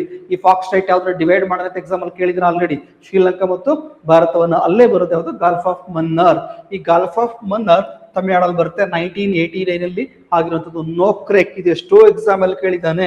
ಯಾವುದು? ನೋಕ್ರೆಕ್ ಮೇಘಾಲಯದಲ್ಲಿ ಬರುತ್ತೆ. ನೋಕ್ರೆಕ್ ಬರೋದಲ್ಲಿ ಮೇಘಾಲಯ 1988 ಅಲ್ಲಿ ಆಗಿದೆ. ಇದು ಸುಂದರ್ಬನ್ಸ್ ವೆಸ್ಟ್ ಬೆಂಗಾಲ್ ಅಲ್ಲಿ ಬರುವಂತದ್ದು. ಸುಂದರ್ಬನ್ಸ್ ವೆಸ್ಟ್ ಬೆಂಗಾಲ್ ಅಲ್ಲಿ ಬರುತ್ತೆ 1989 ಅಲ್ಲಿ. ಸುಂದರ್ಬನ್ಸ್ ಇದೆಯಲ್ಲ ಇದು ಯಾವ್ದು ರಿವರ್ ಇಂದ? ಗಂಗಾ ನದಿಯ ಡೆಲ್ಟಾದಿಂದ, ಗಂಗಾ ನದಿಯ ಮುಖಜ ಭೂಮಿಯಲ್ಲಿ ಇರುವಂತಹ ಒಂದು ಬಯೋಸ್ಫಿಯರ್ ರಿಸರ್ವ್ಸ್ ಇದು. Very important. World largest delta ಕೂಡ ಇದು. ಹೌದು, ಪ್ರಪಂಚದ ಅತಿ ದೊಡ್ಡ ನದಿಯ ಮುಖಜ ಭೂಮಿ. ವರ್ಲ್ಡ್ ಲಾರ್ಜೆಸ್ಟ್ ರಿವರಿಯನ್ ಡೆಲ್ಟಾ ಯಾವ್ದು ಅಂತಂದ್ರೆ ಸುಂದರ್ಬನ್ಸ್. ಈ ಸುಂದರ್ಬನ್ಸ್ ಅಲ್ಲಿ ಫಾರೆಸ್ಟ್ ಏರಿಯಾ ಕೂಡ ಬರುತ್ತೆ. ಯಾವುದು? ಮ್ಯಾಂಗ್ರೋವ್ ಫಾರೆಸ್ಟ್ ಬರುತ್ತೆ. Very important. ಯಾವುದು? ನೋಟ್ ಮಾಡ್ಕೋಬೇಕು, ಮ್ಯಾಂಗ್ರೋವ್ ಫಾರೆಸ್ಟ್. ಅದೇ ತರ ಬರುತ್ತೆ. Next Manas bio reserves. Very important. ಇಲ್ಲೊಂದು ರಿವರ್ ಕೂಡ ಬರುತ್ತೆ. ಆಲ್ರೆಡಿ ಎಕ್ಸಾಮ್ ಕ್ವಶನ್ಸ್ ಕೇಳಿದಾನೆ. ಮಾನಸ್ ಬಯೋ ರಿಸರ್ವ್ಸ್ ಅಲ್ಲಿ ಬರುವಂತ ರಿವರ್ ಯಾವ್ದು ಅಂತ ಕೇಳಿದಾನೆ. ಮಾನಸ್ ಬಯೋ ರಿಸರ್ವ್ಸ್ ಅಲ್ಲಿ ಬರುವಂತ ರಿವರ್ ಬಂದು ಮಾನಸ್ ರಿವರ್ ಬರುತ್ತೆ. ಇದು ಕೂಡ 1989 ಅಲ್ಲಿ ಆಗಿರುವಂತದ್ದು. ಯಾವ ಸ್ಟೇಟ್ ಅಲ್ಲಿ ಬರುತ್ತಿದ್ದು? ಅಸ್ಸಾಂ ಅಲ್ಲಿ ಬರುತ್ತೆ. Very important. ಇದನ್ನು ಕೂಡ ಎಕ್ಸಾಮ್ ಅಲ್ಲಿ ಕ್ವಶನ್ಸ್ ಅನ್ನ ಕೇಳಿದ್ರೆ already. Similipal biosphere reserves very important. Similipal biosphere reserves ಎಲ್ಲಿ ಬರುತ್ತೆ? ಒಡಿಶಾ. ಎಲ್ಲಿ ಬರ್ತಿದ್ದು? ಒಡಿಶಾದಲ್ಲಿ ಬರುವಂತದ್ದು. ದಿಬಾಂಗ್ ಬಯೋಸ್ಫಿಯರ್ ರಿಸರ್ವ್ಸ್ ಇಲ್ಲಿ ದಿಹಾಂಗ್ ಅಂಡ್ ದಿಬಾಂಗ್ ಅಂತ ರಿವರ್ ಕೂಡ ಬರ್ತವೆ ಅರುಣಾಚಲ ಪ್ರದೇಶದಲ್ಲಿ. ಆ ಭಾಗದಲ್ಲಿ ಬರುವಂತ ಒಂದು ಜೀವ ಅಥವಾ ಬಯೋಸ್ಫಿಯರ್ ರಿಸರ್ವ್ ಇದು. 1998 ಅಲ್ಲಿ ಆಗುತ್ತೆ. ಅರುಣಾಚಲ ಪ್ರದೇಶ್ ಇದು. So clear. Next Pachmarhi bio reserves ಮಧ್ಯಪ್ರದೇಶದಲ್ಲಿ ಬರುತ್ತೆ. ಇದು 1999 ಅಲ್ಲಿ ಆಗುತ್ತೆ. 1999 ಕಾರ್ಗಿಲ್ ವಾರ್ ಆಗಿದ್ದು ಕೂಡ 1999 ಇದು ಹೀಗೆ ನೆನ್ಪಿಟ್ಕೋಬಹುದು ನೀವು ಇದು. ಇನ್ನು ಅಚಾನಕ್ಮಾರ್ ಅಮರಕಂಟಕ್ ಬಯೋ ರಿಸರ್ವ್ಸ್ 2005 ಆಗಿದೆ. ಇದು ಮಧ್ಯಪ್ರದೇಶ ಮತ್ತು ಛತ್ತೀಸ್ಗಢ ರಾಜ್ಯದಲ್ಲಿ 2 ರಾಜ್ಯದಲ್ಲಿ ಕಂಡು ಬರುವಂತಹ ಒಂದು ಬಯೋಸ್ಫಿಯರ್ ರಿಸರ್ವ್ಸ್ ಇದು. ಸೊ ಕ್ಲಿಯರ್, ನೆನ್ಪಿಟ್ಕೋಬೇಕು. Great Rann of Kutch Gujarat. So Rann of Kutch ಬರೋದಲ್ಲಿ ನಿಮಗೆ ಗ್ರೇಟ್ ರಾನ್ ಆಫ್ ಕಚ್ ಬರೋದಲ್ಲಿ ಗುಜರಾತ್ ಅಲ್ಲಿ ಗ್ರೇಟ್ ರಾನ್ ಆಫ್ ಕಚ್ ಗುಜರಾತ್ ಬರುತ್ತೆ. 2008 ಅಲ್ಲಿ ಇದನ್ನ ಬಯೋಸ್ಫಿಯರ್ ರಿಸರ್ವ್ಸ್ ಆಗಿ ಮಾಡಿದ್ದು. ನೆಕ್ಸ್ಟ್ ಕೋಲ್ಡ್ ಡೆಸರ್ಟ್ ಶೀತ ಮರುಭೂಮಿ. ಸೊ ಶೀತ ಮರುಭೂಮಿ ಬಯೋಸ್ಫಿಯರ್ ರಿಸರ್ವ್ಸ್ ಹಿಮಾಚಲ ಪ್ರದೇಶದಲ್ಲಿ ಬರುತ್ತೆ. ಇದು ಎಕ್ಸಾಮ್ ಕೇಳಿದ್ರೆ 2009 ಅಲ್ಲಿ ಆಗಿರುವಂತದ್ದು ಇದು. ಆತರ Kanchenjunga bio reserves, Kanchenjunga mountains ಕೂಡ ಬರುತ್ತೆ. ಇದು ಇಂಡಿಯಾ ಮತ್ತು ನೇಪಾಳದ ನಡುವೆ ಬರುವಂತಹದ್ದು. Very important. ಕಾಂಚನಜುಂಗ ಮೌಂಟೇನ್ಸ್ ಅಲ್ಲಿ ಬರುತ್ತೆ. ಇಂಡಿಯಾ ಮತ್ತೆ ನೇಪಾಳ ಇದೇ ಭಾಗದಲ್ಲಿ ಕಾಂಚನಜುಂಗ ಬಯೋಸ್ಫಿಯರ್ ರಿಸರ್ವ್ ಬರುತ್ತೆ. 2000 ಅಲ್ಲಿ ಮಾಡ್ತಾರೆ. ಸಿಕ್ಕಿಂ ರಾಜ್ಯದಲ್ಲಿ ಬರುತ್ತೆ. ಇನ್ನು Agastya malai biosphere reserves. Agastya malai biosphere reserves ಆಗಿದ್ದು ಕೇರಳ ಮತ್ತು ತಮಿಳುನಾಡು ಎರಡಲ್ಲೂ ಕೂಡ ಬರುತ್ತೆ. 2001 ಅಲ್ಲಿ ಆಗಿರುವಂತದ್ದು. ಇನ್ನು ಗ್ರೇಟ್ ನಿಕೋಬಾರ್, ಅಂಡಮಾನ್ ನಿಕೋಬಾರ್ ಐಲ್ಯಾಂಡ್ ಅಲ್ಲಿ great Nicobar very very important. ಈ ಗ್ರೇಟ್ ನಿಕೋಬಾರ್ ಐಲ್ಯಾಂಡ್ ಅಲ್ಲಿ ಭಾರತದ ದಕ್ಷಿಣದ ತುತ್ತ ತುದಿ ಕೂಡ ಬರುತ್ತೆ. ಯಾವುದು? ಭಾರತದ ದಕ್ಷಿಣ ತುತ್ತ ತುದಿ ಯಾವುದು ಅಂತ ಕೂಡ ಕೇಳ್ತಾನೆ. ಸೊ ಇಲ್ಲಿ ನಿಮಗೆ ಇಂದಿರಾ ಪಾಯಿಂಟ್ ಅಂತ ಕರಿತೀವಿ. ಇಂದಿರಾ ಪಾಯಿಂಟ್ ಬರೋದು ಗ್ರೇಟ್ ನಿಕೋಬಾರ್ ಐಲ್ಯಾಂಡ್ ಅಲ್ಲಿ. ಅಂಡಮಾನ್ ನಿಕೋಬಾರ್ ಅಲ್ಲಿ, ನಿಕೋಬಾರ್ ಐಲ್ಯಾಂಡ್ ಅಲ್ಲಿ ನಿಮಗೆ car Nicobar, little Nicobar, great Nicobar ಅಂತ ಬರುತ್ತೆ. ಆ ಗ್ರೇಟ್ ನಿಕೋಬಾರ್ ಐಲ್ಯಾಂಡ್ ಅನ್ನ ನಾವೇನ್ ಮಾಡ್ಕೊಂಡಿದ್ವಿ? ಅಂಡಮಾನ್ ನಿಕೋಬಾರ್ ಐಲ್ಯಾಂಡ್ ಇರುವಂತಹ ಗ್ರೇಟ್ ನಿಕೋಬಾರ್ ಅನ್ನ ಬಯೋಸ್ಫಿಯರ್ ರಿಸರ್ವ್ಸ್ ಆಗಿ ಮಾಡ್ಕೊಂಡಿದ್ವಿ 1989 ಅಲ್ಲಿ. Very important. ಇದನ್ನು ಕೂಡ ಎಕ್ಸಾಂಪಲ್ ಕ್ವಶನ್ಸ್ ಕೇಳ್ತಾನೆ. ದಿಬ್ರು ಸೈಕೋವಾ ಬಯೋಸ್ಫಿಯರ್ ರಿಸರ್ವ್ಸ್. ದಿಬ್ರು ಸೈಕೋವಾ ಬರೋದು ಅಸ್ಸಾಂ ಅಲ್ಲಿ 1997 ಅಲ್ಲಿ ದಿಬ್ರು ಸೈಕೋವನ್ನ ನಾವೇನ್ ಮಾಡ್ಕೊಂಡಿದೀವಿ, ಬಯೋಸ್ಫಿಯರ್ ರಿಸರ್ವ್ಸ್ ಆಗಿ ಕನ್ವರ್ಟ್ ಮಾಡ್ಕೊಂಡಿದೀವಿ. ಅದೇ ತರ 2010 ಅಲ್ಲಿ ಶೇಷಾಚಲಂ ಬೆಟ್ಟಗಳನ್ನ ನಾವಿಲ್ಲಿ ಬಯೋಸ್ಫಿಯರ್ ರಿಸರ್ವ್ಸ್ ಆಗಿ ಕನ್ವರ್ಟ್ ಮಾಡ್ಕೊಂಡಿದೀವಿ. ಆಂಧ್ರ ಪ್ರದೇಶದಲ್ಲಿ ಬರುತ್ತೆ. ಪನ್ನಾ 2011 ಮಧ್ಯಪ್ರದೇಶದಲ್ಲಾಗಿದ್ದು ಪನ್ನಾ ನ್ಯಾಷನಲ್ ಪಾರ್ಕ್ ಕೂಡ ಬರುತ್ತೆ. ಈ ಪನ್ನಾದಲ್ಲಿ ಪನ್ನಾ ಡೈಮಂಡ್ ಮೈನಿಂಗ್ ಸೆಂಟರ್ ಕೂಡ ಬರುತ್ತೆ. ಇಂಡಿಯಾದಲ್ಲಿ ಡೈಮಂಡ್ ಸಿಗೋದಂತ ಕೂಡ ಪನ್ನಾ ಡೈಮಂಡ್ ಮೈನಿಂಗ್ ಸೆಂಟರ್ ಅಲ್ಲಿ. ಪನ್ನಾ ನ್ಯಾಷನಲ್ ಪಾರ್ಕ್ ಕೂಡ ಹೌದು. ಇಲ್ಲೇನೆ ಪನ್ನಾ ಬಯೋಸ್ಫಿಯರ್ ರಿಸರ್ವ್ಸ್ ಕೂಡ ಬರುತ್ತೆ. ಮಧ್ಯಪ್ರದೇಶದ ರೀಸೆಂಟ್ ಆಗಿರುವಂತದ್ದು 2011 ಆಗಿರುವಂತದ್ದು. 18ನೇ ಬಯೋಸ್ಫಿಯರ್ ರಿಸರ್ವ್ಸ್ ಯಾವ್ದು ಅಂತ ಎಕ್ಸಾಮ್ ಆಲ್ರೆಡಿ ಕ್ವಶನ್ಸ್ ಕೇಳಿದಾನೆ. ಇದು ಯಾವುದು, Panna biosphere reserves. So clear. ಅಂದ್ರೆ ಆಲ್ರೆಡಿ ಒಂದು ಕೇಳಿದ್ರೆ ಅಂದ್ರೆ ಬೇರೆದು ಕೂಡ ಕೇಳಬಹುದು. ಇಲ್ಲಿ ಆ ಇಯರ್ ಗಳನ್ನ ಕೊಟ್ಬಿಟ್ಟು ಅಸೆಂಡಿಂಗ್ ಅಥವಾ ಡಿಸೆಂಡಿಂಗ್ ಆರ್ಡರ್ ಕೇಳಬಹುದು. ಯಾಕೆ ಅಂತಂದ್ರೆ ಇದು KA ಮಾಡ್ತಿರುವಂತಹ ಎಕ್ಸಾಮ್. ಹಾಗಾಗಿ ಇದರಲ್ಲಿ ಅಸೆಂಡಿಂಗ್ ಅಥವಾ ಡಿಸೆಂಡಿಂಗ್ ಅಲ್ಲಿ ಮ್ಯಾಸಿವ್ ಫಾಲೋಯಿಂಗ್ ಅಲ್ಲಿ ಯಾವ ಸ್ಟೇಟ್, ಯಾವ ಇಯರ್, ಈ ರೀತಿಯಲ್ಲಿ ನಿಮಗೆ ಕ್ವಶನ್ಸ್ ಆಗುವ ಸಾಧ್ಯತೆ ಇರುತ್ತೆ. ಇದನ್ನ ನೀವು ಇಲ್ಲಿ ನೋಡಲೇಬೇಕಾಗುತ್ತೆ. So clear. ಈ ರೀತಿಯಲ್ಲಿ ಇಂಡಿಯಾ ಮ್ಯಾಪ್ ಹಾಕೊಂಡು ಯಾವ್ಯಾವ್ದು ಎಲ್ಲೆಲ್ಲಿ ಬರುತ್ತೆ ಅಂತ ನೀವು ಇಲ್ಲಿ ಮಾರ್ಕ್ ಅನ್ನ ಮಾಡ್ಕೋಬಹುದು. Next Musi and Bima river ಗಳ ಬಗ್ಗೆ ಕ್ವಶನ್ಸ್ ಕೇಳಿದರೆ, ಈ ಮುಸಿ ಮತ್ತೆ ಭೀಮಾ ಯಾವ ನದಿಗಳ ಉಪನದಿಗಳು ಅಂತ ಕೇಳಿದಾನೆ. So clear. ಇಲ್ಲಿ ಭೀಮಾ ನದಿ ಅಂದ್ರೆ ನಿಮಗೆ ಗೊತ್ತಿರುತ್ತೆ. ನೀವು ಓದಿಲ್ಲ ಅಂತಂದ್ರೂ ಕೂಡ ನಿಮ್ಗೆ ಒಂದು ಐಡಿಯಾ ಬರುತ್ತೆ. ಇದು ಕರ್ನಾಟಕದಲ್ಲಿ ಬರುವಂತದ್ದು. ಇಲ್ಲಿ ಕರ್ನಾಟಕದಲ್ಲಿ ಬರೆದಿರೋ ನದಿಗಳು ಯಾವುದು, ಬ್ರಹ್ಮಪುತ್ರ ಬರಲ್ಲ, ಮಹಾನದಿ ಬರಲ್ಲ, ಇನ್ನು ಕಾವೇರಿ, ಕೃಷ್ಣ. ಕಾವೇರಿ ಭೀಮಾ ಬರಲ್ಲ, ನಾರ್ತ್ ಕರ್ನಾಟಕ ಭಾಗದಲ್ಲಿ ಬರುತ್ತೆ. ಹಾಗಾಗಿ ಆನ್ಸರ್ ಬಂದು ಕೃಷ್ಣ. ಸೊ ಹಾಗಿದ್ರೆ ಇಲ್ಲಿ ನಿಮ್ಗೆ ಮುಸಿ ಬಗ್ಗೆ ಗೊತ್ತಿಲ್ಲ, ಬಟ್ ಆದ್ರೆ ಭೀಮಾ ಬಗ್ಗೆ ಗೊತ್ತಿರುತ್ತೆ. ಇನ್ನು ಒಂದನ್ನ ಇಟ್ಕೊಂಡು ನೀವು ಇಲ್ಲಿ ಆನ್ಸರ್ ಮಾಡಬಹುದು. ಇದು ಕೃಷ್ಣಾ ನದಿಯ ಉಪನದಿಗಳು ಇವು. Very important. ಯಾವುದು, ಕೃಷ್ಣಾ ನದಿಯ ಉಪನದಿ ಭೀಮಾ ಮತ್ತೆ ಮೂಸಿ ರಿವರ್. ಸೊ ಇವೆರಡರ ಬಗ್ಗೆನೂ ಕೂಡ ತುಂಬಾ ಸಲ ಕ್ವಶನ್ಸ್ ಆಗಿದೆ. ಹೈದರಾಬಾದ್ ಬರುತ್ತಲ್ಲ, ಅದು ಮೂಸಿ ರಿವರ್ ಪಕ್ಕದಲ್ಲೇ. ಹಾಗಾಗಿ ಈ ಕೃಷ್ಣಾ ರಿವರ್ ಬಗ್ಗೆ ಒಂದಷ್ಟು ಇನ್ಫಾರ್ಮೇಶನ್ ತಿಳ್ಕೊಳ್ಳೋಣ. ಈ ಕೃಷ್ಣಾ ನದಿ ವೆರಿ ಇಂಪಾರ್ಟೆಂಟ್. ಕೃಷ್ಣಾ ನದಿ ಕರ್ನಾಟಕದಲ್ಲಿ 17ರಿಂದ 18 ಡಿಸ್ಟ್ರಿಕ್ಟ್ ಹರಿಯುವಂತ ನದಿ. ಕರ್ನಾಟಕದಲ್ಲಿ ಲಾರ್ಜೆಸ್ಟ್ ಕ್ಯಾಚ್ಮೆಂಟ್ ಏರಿಯಾವನ್ನ, ಜಲಾನಯನ ಪ್ರದೇಶವನ್ನ ಅತ್ಯಂತ ಹೆಚ್ಚು ಹೊಂದಿರುವಂತಹ ನದಿ ಅಂದ್ರೆ ಅದು ಕೃಷ್ಣಾ ನದಿ. 17ರಿಂದ 18 ಡಿಸ್ಟ್ರಿಕ್ಟ್ ವಾಟರ್ ಸಪ್ಲೈ ಮಾಡುವಂತ ರಿವರ್ ಇದು. ಹಾಗಾಗಿ ಇದು ವೆರಿ ಇಂಪಾರ್ಟೆಂಟ್ ಆಗುತ್ತೆ. ಇದು ಎಲ್ಲ ಉಗಮ ಆಗ್ತಿರೋದು ಮಹಾರಾಷ್ಟ್ರದ ಮಹಾಬಲೇಶ್ವರ ಭಾಗದಲ್ಲಿ ಉಗಮ ಆಗ್ತಾ ಹೋಗುತ್ತೆ. ಮಹಾರಾಷ್ಟ್ರ ಮಹಾಬಲೇಶ್ವರ ಉಗಮ ಆಗಿ ಫೈನಲ್ ಆಗಿ ಆಂಧ್ರ ಪ್ರದೇಶದಲ್ಲಿ ಹೋಗಿ ಬೇ ಆಫ್ ಬೆಂಗಾಲ್ ಅನ್ನ ಸೇರ್ಕೊಳ್ಳುತ್ತೆ ಇದು. ಮತ್ತೆ ಪೂರ್ವಕ್ಕೆ ಹರಿಯುವ 2ನೇ ಅತಿ ಉದ್ದವಾದ ನದಿ ಇದು. ಸೊ ಅದರಲ್ಲಿ ಎಲ್ಲಿ ಪೂರ್ವಕ್ಕೆ ಹರಿಯುವ ಪರ್ಯಾಯ ಭಾರತದ. ಸೊ ಯಾವುದು, pencil plateau longest, second longest. First ಯಾವುದು ಗೋದಾವರಿ, ಆಮೇಲೆ ಯಾವುದು ಕೃಷ್ಣ. ಸೊ ನಿಮಗೆ ಪೆನ್ಸಿಲ್ ಪ್ಲಾಟ್ಯೂ ಅಲ್ಲಿ ಥ್ರೂಔಟ್ ಇಂಡಿಯಾ ಬಂದ್ರೆ ನಿಮಗೆ ಗಂಗಾ ಬರುತ್ತೆ. ಬಟ್ ಆದ್ರೆ ಪಶ್ಚಿಮಕ್ಕೆ ಪೂರ್ವಕ್ಕೆ ಹರಿಯುವ ದಕ್ಷಿಣ ಭಾರತ ನದಿಗಳಲ್ಲಿ ಅತಿ ಉದ್ದವಾದ ಪರ್ಯಾಯ ಪ್ರಸ್ಥಭೂಮಿಯ ಅತಿ ಉದ್ದವಾದ ನದಿ, 2ನೇ ಉದ್ದವಾದ ನದಿ ಯಾವುದು, ಕೃಷ್ಣಾ ನದಿ. ಸೊ ಇದು ಕರ್ನಾಟಕ, ಮಹಾರಾಷ್ಟ್ರ, ತೆಲಂಗಾಣ, ಆಂಧ್ರ ಪ್ರದೇಶ 3 ರಾಜ್ಯಗಳಲ್ಲಿ ಹರಿಯುವಂತಹ ನದಿ ಕೃಷ್ಣಾ ನದಿ. Very important. ಇದನ್ನು ಕೂಡ ಎಕ್ಸಾಮ್ ಕ್ವಶನ್ಸ್ ಕೇಳಿದ್ದಾನೆ. ಇದ್ರ ಜೊತೆಗೆ ಟೋಟಲ್ 1400 ಕಿಲೋಮೀಟರ್ಸ್ ದೂರ ಇದು ಕ್ರಮಿಸುತ್ತೆ. 1400 ಕಿಲೋಮೀಟರ್ ದೂರ ಲೆಂಥನ್ನ ಹೊಂದಿದೆ. ದಕ್ಷಿಣ ಭಾರತದ 2ನೇ ಉದ್ದವಾದ ಮತ್ತು ಪ್ರಸ್ಥಭೂಮಿಯ 2ನೇ ಅತಿ ದೊಡ್ಡ ನದಿ. ಆಲ್ರೆಡಿ ಹೇಳಿದ್ರೆ ಇದು ಗೋದಾವರಿಯ ನಂತರ 2ನೇ ಸ್ಥಾನವನ್ನು ಪಡ್ಕೊಂಡಿರುವಂತ ನದಿ ಇದು. So clear. ಇನ್ನು ಈ ಕೃಷ್ಣಾ ನದಿ ಇದೆಯಲ್ಲ, ಉಪನದಿಗಳು ತಿಳ್ಕೊಳ್ಳೋಣ. ಯಾವಾಗ್ಲೂ ಕೂಡ ಇವರು ನೋಡಿ, ಇವಾಗಲೂ ಕೂಡ ಭೀಮಾ ಮತ್ತೆ ಮುಸಿ ಯಾವ ನದಿ ಉಪನದಿ ಅಂತಾನೆ ಕೇಳ್ತಿರ್ತೀವಿ. ಯಾವ ನದಿ ಉಪನದಿ ಇದು ನೋಡಿ, ಲೆಫ್ಟ್ ಬ್ಯಾಂಕ್ ಟ್ರಿಬ್ಯೂಟರಿ ನದಿಗಳಲ್ಲಿ ನಿಮ್ ಕ್ವಶನ್ಸ್ ಕೇಳಬೇಕಾದ್ರೆ ಎಡಬದಿಯ ಬಲಬದಿಯ, ರೈಟ್ ಬ್ಯಾಂಕ್ ಮತ್ತೆ ಲೆಫ್ಟ್ ಬ್ಯಾಂಕ್ ಅಂತ ಕೇಳ್ತಾನೆ. ಅದು ಲೆಫ್ಟ್ ಬ್ಯಾಂಕ್ ಯಾವುದು, ಭೀಮಾ, ದಿಂಡಿ, ಪೆದ್ದುಹಾಗು, ಮುಸಿ, ಪಲ್ಲೇರು, ಮುನ್ನೇರು ಇವೆಲ್ಲವೂ ಕೂಡ ಎಡಬದಿಯ ಉಪನದಿಗಳು. Very important. ಕೃಷ್ಣಾ ನದಿಯ ಎಡಬದಿಯ ಉಪನದಿಗಳು ಯಾವುದು ಅಂತ ಕೇಳ್ತಾನೆ, ನೋಟ್ ಮಾಡ್ಕೊಳ್ಳಿ. ಅದೇ ತರ ಬಲಬದಿಯ ಉಪನದಿಗಳು ಕೊಯ್ನಾ, ಪಂಚಗಂಗಾ, ದೂದ್ಗಂಗಾ, ಘಟಪ್ರಭಾ, ಮಲಪ್ರಭಾ, ತುಂಗಭದ್ರಾ ಇವೆಲ್ಲವೂ ಕೂಡ ರೈಟ್ ಬ್ಯಾಂಕ್ ಟ್ರಿಬ್ಯೂಟರಿ, ಬಲಬದಿಯ ಉಪನದಿಗಳು. ನಿಮಗೆ ಈ ದೂದ್ಗಂಗಾ, ಪಂಚಗಂಗಾ ಅಂತಂದಟ್ಟಿಗೆ ನೀವು ಡೈರೆಕ್ಟ್ ಆಗಿ ಗಂಗಾರವಿ ಟ್ರಿಬ್ಯೂಟರಿ ಅಂತ ಹೋಗ್ಬೇಡಿ. ನೆನಪಲ್ಲಿ ಇಟ್ಕೊಳ್ಳಿ, ದೂದ್ಗಂಗಾ, ಪಂಚಗಂಗಾ ಇವೆಲ್ಲವೂ ಕೂಡ ಕೃಷ್ಣಾ ನದಿಯ ಉಪನದಿಗಳು. ಇದರಲ್ಲಿ ಸ್ಮಾಲೆಸ್ಟ್ ಟ್ರಿಬ್ಯೂಟರಿ ಯಾವುದು, ಕೃಷ್ಣಾ ನದಿ ಅತ್ಯಂತ ಸಣ್ಣ ನದಿ ಯಾವುದು. ಯಾಕಂದ್ರೆ ನಾವು ಬರೀ PC ಎಕ್ಸಾಮ್ಗೆ, VO ಎಕ್ಸಾಮ್ಸ್ ಅಲ್ಲಿ ಕೃಷ್ಣಾ ನದಿ ಬಗ್ಗೆ ಕ್ವಶನ್ಸ್ ಕೇಳೋ ಸಾಧ್ಯತೆ ಜಾಸ್ತಿ ಇರುತ್ತೆ. ಆಲ್ರೆಡಿ ಹೇಳಿದ್ರಿ, ಕರ್ನಾಟಕದಲ್ಲಿ ಅತ್ಯಂತ ಹೆಚ್ಚು ಜಲಾನಯನ ಪ್ರದೇಶವನ್ನು ಹೊಂದಿರುವಂತಹ ನದಿ ಇದು. ಹಾಗಾಗಿ ಕ್ವಶನ್ಸ್ ಆಗುವ ಸಾಧ್ಯತೆ ಇರುತ್ತೆ. ಇಲ್ಲಿ ಸಣ್ಣ ನದಿ, ಸ್ಮಾಲೆಸ್ಟ್ ಟ್ರಿಬ್ಯೂಟರಿ ಯಾವುದು ಕೃಷ್ಣಾ ನದಿಗೆ, ಕೊಯ್ನಾ. ಅದೇ ತರ ಕೃಷ್ಣಾ ನದಿಯ ಅತಿ ದೊಡ್ಡ ಉಪನದಿ ಯಾವುದು ಅಂತ ಕೇಳ್ತಾನೆ. ಕೃಷ್ಣಾ ನದಿಯ ಅತಿ ದೊಡ್ಡ ಉಪನದಿ, ಕೃಷ್ಣಾ ನದಿಯ ಲಾರ್ಜೆಸ್ಟ್ ಟ್ರಿಬ್ಯೂಟರಿ ತುಂಗಭದ್ರಾ. ಈ ತುಂಗಭದ್ರಾ ಇದೆಯಲ್ಲ, ಈ ತುಂಗಭದ್ರಾ ರಿವರ್ ಕರ್ನಾಟಕವನ್ನ ಉತ್ತರ ಕರ್ನಾಟಕ ಮತ್ತು ದಕ್ಷಿಣ ಕರ್ನಾಟಕ ಅಂತ ಡಿವೈಡ್ ಮಾಡುತ್ತೆ. ಉತ್ತರ ಕರ್ನಾಟಕ ಮತ್ತು ದಕ್ಷಿಣ ಕರ್ನಾಟಕ ಅಂತ ಡಿವೈಡ್ ಮಾಡುವಂತಹ ನದಿ ಯಾವುದು ಅಂತ ಕೇಳಿದ್ರೆ ತುಂಗಭದ್ರಾ.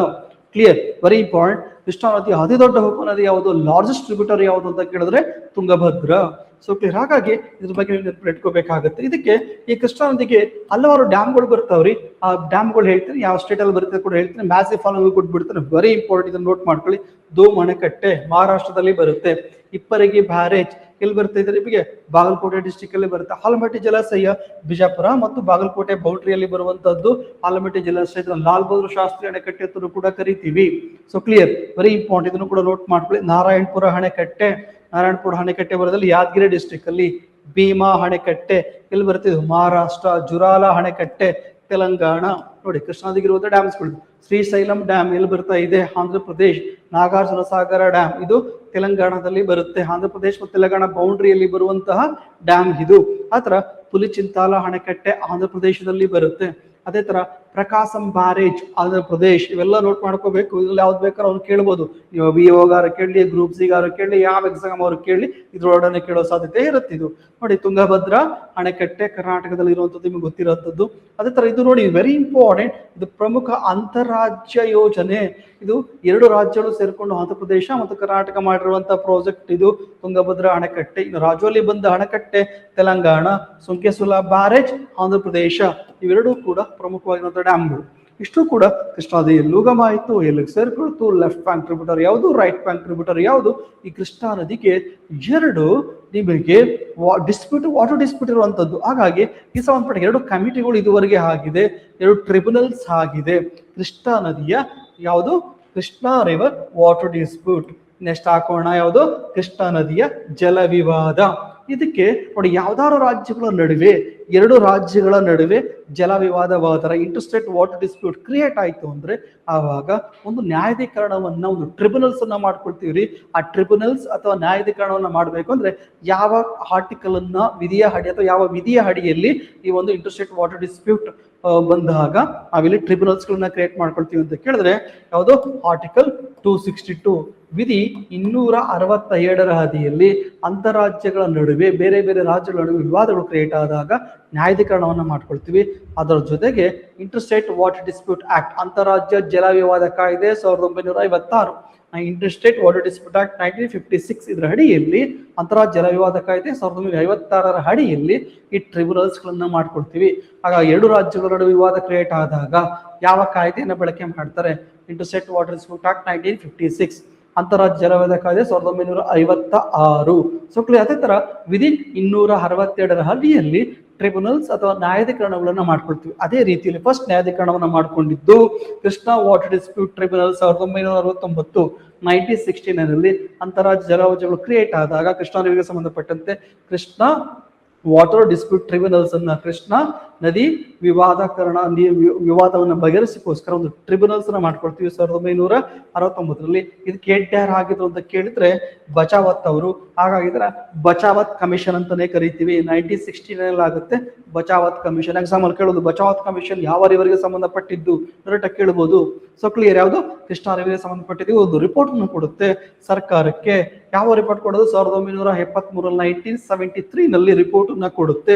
ಈ ರಿಪೋರ್ಟ್ ಏನಾಗ್ತಾ ಬರುತ್ತೆ ನಿಮಗೆ, ಈ ರಿಪೋರ್ಟ್ ಅಲ್ಲಿ ಎಷ್ಟು TMC ನೀರನ್ನ, 2060 TMC ನೀರನ್ನ, ಎಷ್ಟು 2060 TMC ನೀರನ್ನ ಇವ್ರೇನ್ ಮಾಡ್ತಾರೆ, ಡಿವೈಡ್ ಮಾಡ್ತಾರೆ.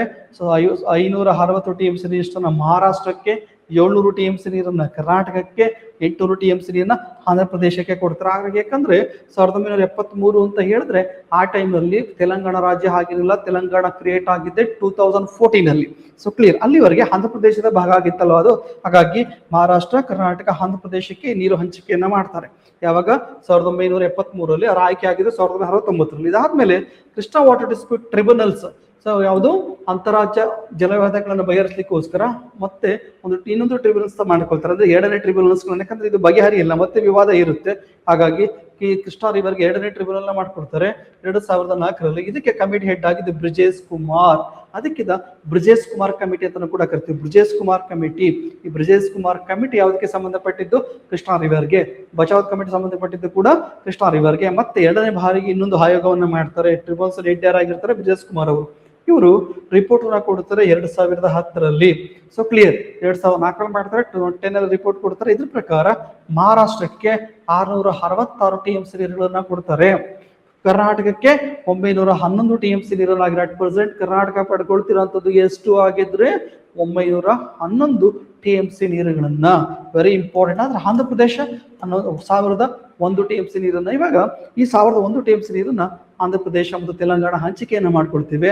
ಕರ್ನಾಟಕ 911 TMC ನೀರನ್ನ ಬಳಕೆಯನ್ನ ಮಾಡ್ಕೊಳ್ತಿದೆ. So clear. ಹಾಗಾಗಿ 2 ಟ್ರಿಬ್ಯುನಲ್ಸ್ ಗಳನ್ನ ಕ್ರಿಯೇಟ್ ಆಗಿದ್ದು ಕೃಷ್ಣಾ ರಿವರ್ಗೆ ಸಂಬಂಧಪಟ್ಟಂತೆ. ಕ್ಲಿಯರ್. ಅಂದ್ರೆ ಒಂದು ರಿವರ್ ಬಂತ ತಿಳ್ಕೊಂಡ್ಬಿಡಿ, ಇದು ಬಹುತೇಕ ನಿಮ್ಗೆ ಹೆಲ್ಪ್ ಆಗುತ್ತೆ. ಇಷ್ಟರಲ್ಲಿ ಯಾವ್ದಾದ್ರು ಒಂದು ಕ್ವಶನ್ಸ್ ಬರೋ ಚಾನ್ಸಸ್ ಇರುತ್ತೆ. So clear. ಇದು ಟ್ರಿಬ್ಯುನಲ್ಸ್ ಗಳ ಬಗ್ಗೆ ಆಯ್ತು ಕೃಷ್ಣಾ ನದಿಗೆ. ನೆಕ್ಸ್ಟ್ ಕ್ವಶನ್ಸ್ ಹೋಗೋಣ. ಮಜೂಲಿ ಪ್ರಪಂಚದಲ್ಲಿ ಅತಿ ದೊಡ್ಡ ನದಿ ದ್ವೀಪ ಎಲ್ಲಿದೆ ಅಂತ ಕೇಳಿದೆ. ಸೊ ಮಜೂಲಿ ಅನ್ನೋದು ಒಂದು ದ್ವೀಪ, ಇದು ಎಲ್ಲಿದೆ ಅಂತ ಕ್ವಶನ್ಸ್ ಕೇಳಿದ್ದಾನೆ. ಅರುಣಾಚಲ ಪ್ರದೇಶ, ಅಸ್ಸಾಂ, ಮತ್ತೆ ಯಾವುದು ನಾಗಾಲ್ಯಾಂಡ್, ಉತ್ತರ ಪ್ರದೇಶದಲ್ಲಿ ಬರುತ್ತಿದ್ದ ಕ್ವಶನ್ಸ್ ಕೇಳಿದ್ದಾನೆ. ಆಕ್ಚುಲಿ ಇದೆಲ್ಲಿ ಬರೋದು ನಿಮಗೆ? ಮಾನಸ ಸರೋವರ ಅಂತ ಒಂದು ರಿವರ್ ಹ್ಯಾರೇಜ್ ಆಗುತ್ತೆ. ಯಾವುದು? ಯಾರ್ಲೂಮ್ ರಿವರ್. ಯಾವುದು? ಯಾರ್ಲೂಮ್ ರಿವರ್ ಆರ್ ಬ್ರಹ್ಮಪುತ್ರ ನದಿ. ಸೊ ಯಾರ್ಲನ್ ಜಾಂಗ್ಬೋ ರಿವರ್ ಅಂತ ಕರಿತೀವಿ, ಅಥವಾ ಬ್ರಹ್ಮಪುತ್ರ ರಿವರ್ ಅಂತ ಕರಿತೀವಿ. ಇದೇನ್ ಮಾಡುತ್ತೆ? ಟಿಬೇಟ್ ಅಲ್ಲಿ ಮುಂದೆ ಹೋಗಿ ಅರುಣಾಚಲ ಪ್ರದೇಶ ತರ ಇಂಡಿಯಾಗೆ ಎಂಟ್ರಿ ಆಗುತ್ತೆ. ಅರುಣಾಚಲ ಪ್ರದೇಶದ ಮುಂದೆ ಬಂದು ಸಾದಿಯಾ ಹತ್ರ ಅಸ್ಸಾಂಗೆ ಬರುತ್ತೆ. ಈ ಅಸ್ಸಾಂ ಅಲ್ಲಿ ಒಂದು ಹೈಲ್ಯಾಂಡ್ ಅನ್ನ ಕ್ರಿಯೇಟ್ ಮಾಡುತ್ತೆ. ಈ ಹೈಲ್ಯಾಂಡ್ ಕ್ರಿಯೇಟ್ ಮಾಡಿದಲ್ಲ, ಇದು ವರ್ಲ್ಡ್ ಲಾರ್ಜೆಸ್ಟ್ ರಿವರಿಯನ್ ಹೈಲ್ಯಾಂಡ್. ಪ್ರಪಂಚದ ಅತಿ ದೊಡ್ಡ ನದಿಯ ದ್ವೀಪ ಇದು. ಯಾವುದು? ಮಜೂಲಿ ಹೈಲ್ಯಾಂಡ್. ಹಾಗಾಗಿ ಈ ಮಜೂಲಿ ಹೈಲ್ಯಾಂಡ್ ಬರ್ತಿರೋದು ಯಾವ ಸ್ಟೇಟ್ ಅಲ್ಲಿ ಅಂತ ಕ್ವಶನ್ಸ್ ಕೇಳಿದ್ದಾನೆ. ಅಸ್ಸಾಂ ಅಲ್ಲಿ. ಎಲ್ಲಿ ಬರ್ತಿರೋದು ಇದು? ಅಸ್ಸಾಂ ಅಲ್ಲಿ. ಯಾಕಂದ್ರೆ ನಾಗಾಲ್ಯಾಂಡ್ಗೆ ನಿಮಗೆ ಯಾವುದು ಹೋಗೋದೇ ಇಲ್ಲ ಬ್ರಹ್ಮಪುತ್ರ ರಿವರ್, ಉತ್ತರ ಪ್ರದೇಶಕ್ಕೆ ಹೋಗೋದೇ ಇಲ್ಲ. ಅರುಣಾಚಲ ಪ್ರದೇಶ, ಅಸ್ಸಾಂ ಅಲ್ಲಿ ಎರಡರಲ್ಲೇ ಬರುವಂತದ್ದು ಈ ರಿವರ್ ಇದು. ಯಾವುದು? ಬ್ರಹ್ಮಪುತ್ರ ರಿವರ್. ಆ ಬ್ರಹ್ಮಪುತ್ರ ರಿವರ್ ಇಂದ ಆಗಿರೋದು ಯಾವುದು? ರಿವರಿಯನ್ ಹೈಲ್ಯಾಂಡ್ ಅಥವಾ ನದಿಯ ದ್ವೀಪ, ಮಜೂಲಿ ದ್ವೀಪ. ಪ್ರಪಂಚದ ಅತಿ ದೊಡ್ಡ ನದಿಯ ದ್ವೀಪ ಭಾರತದಲ್ಲಿದೆ, ಅದರಲ್ಲೂ ಕೂಡ ಅಸ್ಸಾಂ ಅಲ್ಲಿದೆ. ಯಾವ ನದಿಯಿಂದ ಆಗಿದೆ ಅಂತ ಕೇಳಿದ್ರೆ ಬ್ರಹ್ಮಪುತ್ರ ನದಿಯಿಂದ ಆಗಿದೆ.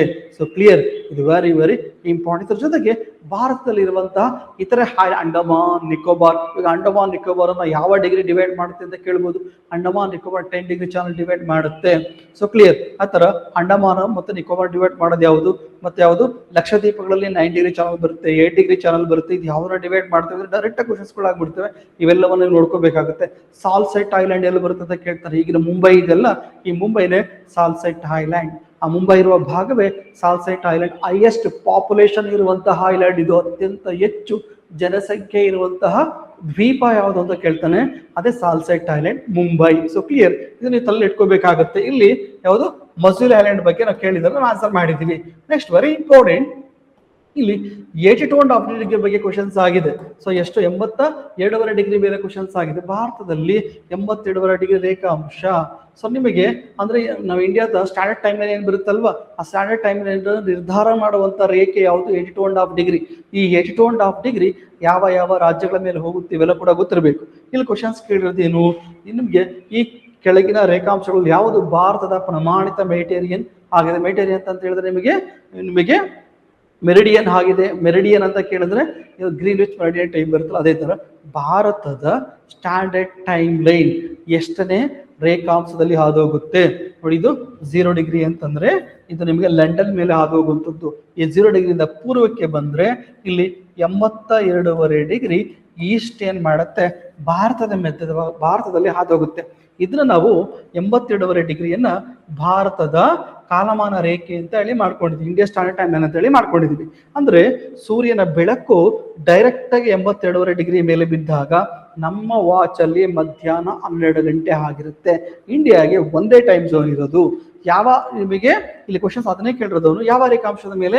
82.5 ಡಿಗ್ರಿ ಈಸ್ಟ್. Very important. ಇಲ್ಲಿ ವೆರಿ ಇಂಪಾರ್ಟೆಂಟ್. ಈಸ್ಟ್ ವೆಸ್ಟ್ ಅಲ್ಲ, ಇದು ಈಸ್ಟ್. ಯಾಕಂದ್ರೆ 0 ಡಿಗ್ರಿಯಿಂದ ಈಸ್ಟ್ ಸೈಡ್ ಅಲ್ಲಿ ಬರ್ತಾ ಇದೆ, 0 ಡಿಗ್ರಿಯಿಂದ ಈಸ್ಟ್ ಸೈಡ್ ಅಲ್ಲಿ ಬರ್ತಾ ಇದೆ. ಈಸ್ಟ್ ಲಾಂಗಿಟ್ಯೂಡ್ ಅಲ್ಲಿ ಬರುತ್ತೆ. 82.5 ಡಿಗ್ರಿ ಈಸ್ಟ್ ಲಾಂಗಿಟ್ಯೂಡ್ ಅಲ್ಲಿ ಬರುವಂತದ್ದು. ಹಾಗಿದ್ರೆ ಇದು ಹಲವಾರು ರಾಜ್ಯಗಳ ಮೇಲೆ ಹಾದೋಗುತ್ತೆ ರೀ. ಯಾವ್ದ ಮೇಲೆ ಬರುತ್ತೆ? ಉತ್ತರ ಪ್ರದೇಶ ಮೇಲೆ ಹಾದೋಗುತ್ತೆ, ಮಧ್ಯಪ್ರದೇಶ ಮೇಲೆ ಹಾದೋಗುತ್ತೆ, ಛತ್ತೀಸ್ಗಢ ಮೇಲೆ ಹಾದೋಗುತ್ತೆ, ಒಡಿಶಾದ ಮೇಲೆ ಹಾದೋಗುತ್ತೆ, ಮತ್ತೆ ಆಂಧ್ರ ಪ್ರದೇಶ ಮೇಲೆ ಹಾದೋಗುತ್ತೆ. ಇಲ್ಲಿ ಎಕ್ಸಾಂಪಲ್ ಡೈರೆಕ್ಟ್ ಕ್ವಶನ್ಸ್ ಕೇಳ್ಬೋದು. 82.5 ಡಿಗ್ರಿ ಯಾವ ಯಾವ ರಾಜ್ಯಗಳ ಮೇಲೆ ಹಾದೋಗುತ್ತೆ? ಇಲ್ಲಿ ನೋಡಿ, ಒಂದು ಉತ್ತರ ಪ್ರದೇಶ, ಮಧ್ಯಪ್ರದೇಶ, ಛತ್ತೀಸ್ಗಢ, ಒಡಿಶಾ, ಮತ್ತೆ ಯಾವುದು? ಆಂಧ್ರ ಪ್ರದೇಶ. ಇಲ್ಲಿ 5 ರಾಜ್ಯಗಳ ಮೇಲೆ ಹಾದೋಗ್ತವೆ. ಯಾವುದು? ನಿಮಗೆ ಉತ್ತರ ಪ್ರದೇಶದ ಮಿರ್ಜಾಪುರ್ ಅನ್ನೋ ಪ್ಲೇಸ್ ಬರುತ್ತೆ, ವೆರಿ ಇಂಪಾರ್ಟೆಂಟ್. ನಿಯರ್ ಅಲಹಾಬಾದ್ ಅಲ್ಲಿ ಮಿರ್ಜಾಪುರ್ ಅಂತ ಬರುತ್ತೆ. ಆ ಮಿರ್ಜಾಪುರ್ ಸಿಟಿಯ ಮೇಲೆ ಹಾದು ಹೋಗುತ್ತೆ. ಇದನ್ನ ಎಕ್ಸಾಮ್ ಅಲ್ಲಿ ಕ್ವಶನ್ಸ್ ಕೇಳಿರೋ ಒಂದ್ಸರಿ, ಎಲ್ಲಿ ಹಾದು ಹೋಗುತ್ತೆ ಅಂತ ಕೇಳ್ತಾನೆ. ಮಿರ್ಜಾಪುರ್, ಉತ್ತರ ಪ್ರದೇಶದ ಮಿರ್ಜಾಪುರ್ ಮೇಲೆ ಹಾದು ಹೋಗುವಂಥದ್ದು 82.5 ಡಿಗ್ರಿ. So clear. ಅದಾದ್ಮೇಲೆ ಛತ್ತೀಸ್ಗಢ, ಒಡಿಶಾ, ಮಧ್ಯಪ್ರದೇಶ, ಆಂಧ್ರ ಪ್ರದೇಶಗಳ ಮೇಲೆ ಹಾದು ಹೋಗುತ್ತೆ. ಇನ್ನು ಸೊ ಲಂಡನ್ ಅಲ್ಲಿರುವಂತಹ 0 ಡಿಗ್ರಿಯಲ್ಲಿ ಇರುವಂತಹ ಟೈಮ್ಗೂ ಭಾರತದ ಟೈಮ್ಗೂ ಎಷ್ಟು ಡಿಫ್ರೆನ್ಸ್ ಇದೆ ಅಂತ ಎಕ್ಸಾಮ್ ಅಲ್ಲಿ ಕೇಳ್ತಾರೆ. 5.5 hours, 55 ಗಂಟೆ 30 ನಿಮಿಷಗಳ ವ್ಯತ್ಯಾಸ ಇದೆ.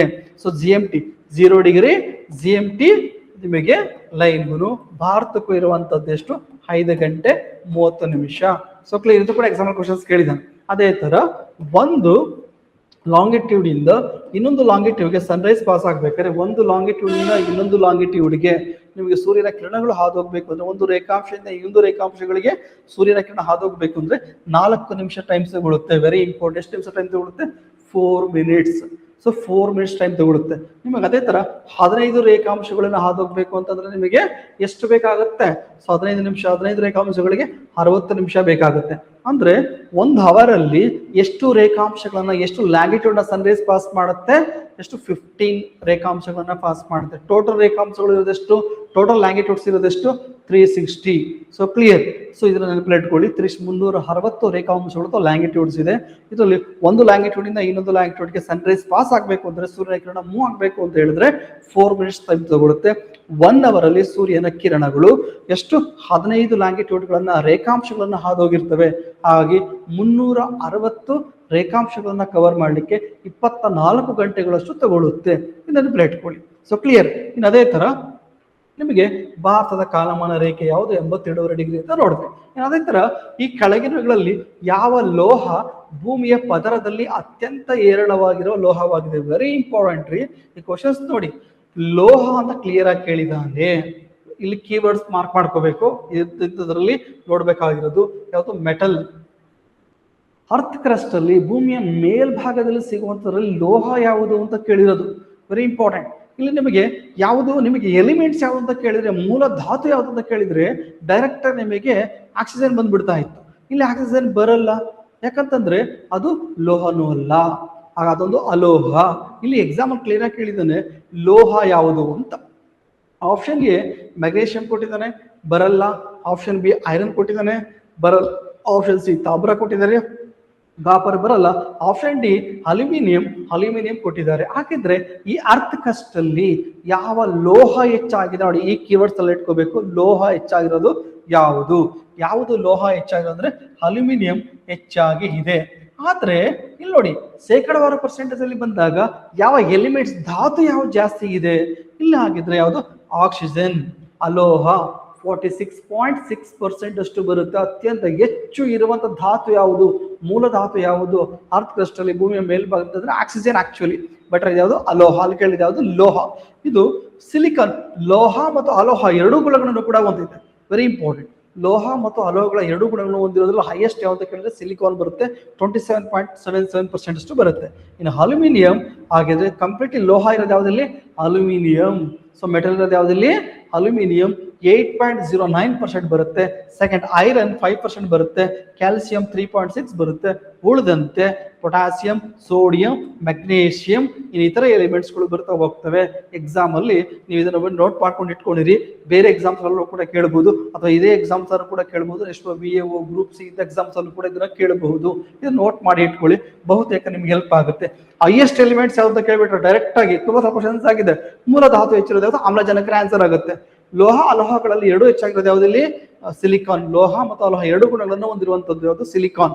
ಅದೇ ತರ ಲೋಹದಲ್ಲಿ ಎಷ್ಟಿರೋದು ಯಾವುದಲ್ಲಿ? ಅಲ್ಯೂಮಿನಿಯಂ 8.09% ಅಷ್ಟು ಬರುತ್ತೆ. So clear. ಇದನ್ನು ನೀವು ತಲೆ ಇಟ್ಕೋಬೇಕಾಗುತ್ತೆ. ನಂತರ ಪಶ್ಚಿಮ ಘಟ್ಟಗಳು ಮತ್ತು ಪೂರ್ವ ಘಟ್ಟಗಳು ಸಾಕಷ್ಟು ಮಳೆಯನ್ನು ಪಡೆಯುತ್ತವೆ, ಆದರೆ ಡೆಕ್ಕನ್ ಪ್ರಸ್ಥಭೂಮಿ ಅಲ್ಪ ಪ್ರಮಾಣದ ಮಳೆಯನ್ನು ಪಡೆಯುತ್ತದೆ ಏಕೆ ಅಂತ ಕ್ವಶನ್ಸ್ ಕೇಳಿದ್ದಾರೆ. ಅಂತಂದ್ರೆ ವೆಸ್ಟರ್ನ್ ಘಾಟ್ಸ್, ಈಸ್ಟರ್ನ್ ಘಾಟ್ಸ್ ಎರಡೂ ಕೂಡ ಮಳೆ ಜಾಸ್ತಿ ಪಡ್ಕೊಡುತ್ತೆ. ಆದ್ರೆ ದಕ್ಕನ್ ಪ್ರಸ್ಥಭೂಮಿ ಬರುತ್ತಲ್ಲ ಭಾರತದ, ಈ ದಕ್ಕನ್ ಪ್ರಸ್ಥಭೂಮಿ ಯಾಕೆ ಮಳೆ ಕಡಿಮೆ ಪಡ್ಕೊಳ್ಳುತ್ತೆ ಅಂತ. ಯಾಕಂದ್ರೆ ನೋಡಿ ಇಲ್ಲಿ ನಿಮ್ಗೆ 6600 ಕಿಲೋಮೀಟರ್ ಅಷ್ಟು ದೂರ ವೆಸ್ಟರ್ನ್ ಘಾಟ್ಸ್ ಅನ್ನ ಹೊಂದಿದೆ. ಈ ತರ ಒಂದು ವೆಸ್ಟರ್ನ್ ಘಾಟ್ಸ್ ಇದೆ ನಮಗೆ. ಈ ವೆಸ್ಟರ್ನ್ ಘಾಟ್ಸ್ ಬರುವಂತ ಮಳೆಗಳನ್ನ, ಅರೇಬಿಯನ್ ಸೀಯಿಂದ ಬರುವಂತ ಮಳೆಯನ್ನ, ಸೌತ್ ವೆಸ್ಟ್ ಮಾನ್ಸೂನ್ ಅನ್ನ, ನೈಋತ್ಯ ಮಾನ್ಸೂನ್ಗಳನ್ನ ತಡೆದು ಮಳೆ ಹಾಕ್ಸ್ಬಿಡುತ್ತೆ. ನಿಯರ್ಲಿ 70-75% ಮಳೆ ಇಲ್ಲೇ ಆಗೋದ್ರಿಂದ ಇದು ಮುಂದೆ ಬರುವಂತದ್ದು ಯಾವುದು ಡೆಕ್ಕನ್ ಪ್ರಸ್ಥಭೂಮಿ. ಇಲ್ಲಿ ಮಳೆ ಆಗಲ್ಲ, ಇದು ಮಳೆಯ ನೆರಳಿನ ಪ್ರದೇಶವಾಗುತ್ತೆ. ಸೊ ಈ ಮಳೆ ನೆರಳಿನ ಪ್ರದೇಶ ಆಗ್ತಿರೋದ್ರಿಂದ ಇಲ್ಲಿ ಮಳೆ ಆಗೋದಿಲ್ಲ. ಯಾವುದೇ ಮೌಂಟೇನ್ಸ್ಗಳು ತಡೆದು ಇಲ್ಲಿ ಮಳೆ ಆಗೋದಿಲ್ಲ, ಮೌಂಟೇನ್ಸ್ಗಳು ಕೂಡ ಇಲ್ಲ ಇಲ್ಲಿ, ಹಾಗಾಗಿ ಮಳೆ ಆಗಲ್ಲ. ಇದಕ್ಕೆ ನಾವು ಮಳೆ ನೆರಳಿನ ಪ್ರದೇಶವಾಗಿರೋದ್ರಿಂದ ಅದಕ್ಕೆ ಕ್ವಶನ್ಸ್ ಕೇಳಿ ನೋಡಿ, ಇದು ಮಳೆ ನೆರಳಿನ ಪ್ರದೇಶವಾಗಿದೆ. ಈ ಸ್ಟೇಟ್ಮೆಂಟ್ ಕರೆಕ್ಟ್ ಆಗುತ್ತೆ. ಈ ಸ್ಟೇಟ್ಮೆಂಟ್ ಕರೆಕ್ಟ್ ಆಗುತ್ತೆ. ಇದು ಗಾಳಿಯ ದಿಕ್ಕಿಗೆ ಸಮಾನಾಂತರವಾಗಿದೆ, ಈ ಸ್ಟೇಟ್ಮೆಂಟ್ ಬರೋದಿಲ್ಲ. ಇದು ಕರಾವಳಿಯಿಂದ ದೂರದಲ್ಲಿದೆ, ಇಲ್ಲ ಬರಲ್ಲ. ಇದು ಕೂಡ ಮಳೆ ತರುವ ಮೋಡಗಳು ಇರುವುದಿಲ್ಲ, ಇದು ಸುಳ್ಳು. ಮೋಡಗಳು ಇರ್ತವೆ, ಆ ಮೋಡಗಳನ್ನ ತಡೆದು ಮಳೆ ಹಾಕ್ಸುವಂತಹ ಅಲ್ಲಿ ಮೌಂಟೇನ್ಸ್ಗಳು ಇಲ್ಲದೆ ಇರೋದ್ರಿಂದ ಯಾಕಂತಂದ್ರೆ ಈ ವೆಸ್ಟರ್ನ್ ಘಾಟ್ಸ್ ಇದೆಯಲ್ಲ, ಈ ವೆಸ್ಟರ್ನ್ ಘಾಟ್ಸ್ ಬರೋ ಮಳೆಗಳನ್ನ ತಡೆದು ಅದಲ್ಲೇ ಮಳೆ ಹಾಕ್ಬಿಟ್ಟು ಇದ್ರ ಮೇಲ್ಗಡೆ ಜಸ್ಟ್ ಹಿಂಗ್ ಪಾಸ್ ಆಗ್ಬಿಡುತ್ತೆ. ಉದಾಹರಣೆಗೆ ಉತ್ತರ ಕರ್ನಾಟಕದ ಭಾಗ ಆಗ್ಬೋದು, ಮಹಾರಾಷ್ಟ್ರ ಆಗ್ಬೋದು, ತೆಲಂಗಾಣ ಆಗ್ಬೋದು, ಇವೆಲ್ಲ ದಕ್ಕನ್ ಪ್ರಸ್ಥಭೂಮಿಯಲ್ಲಿ ಬರುವಂಥದ್ದು ಬ್ಲಾಕ್ ಸಾಯಿಲ್ ಅನ್ನ ಹೊಂದಿರುವಂಥದ್ದು.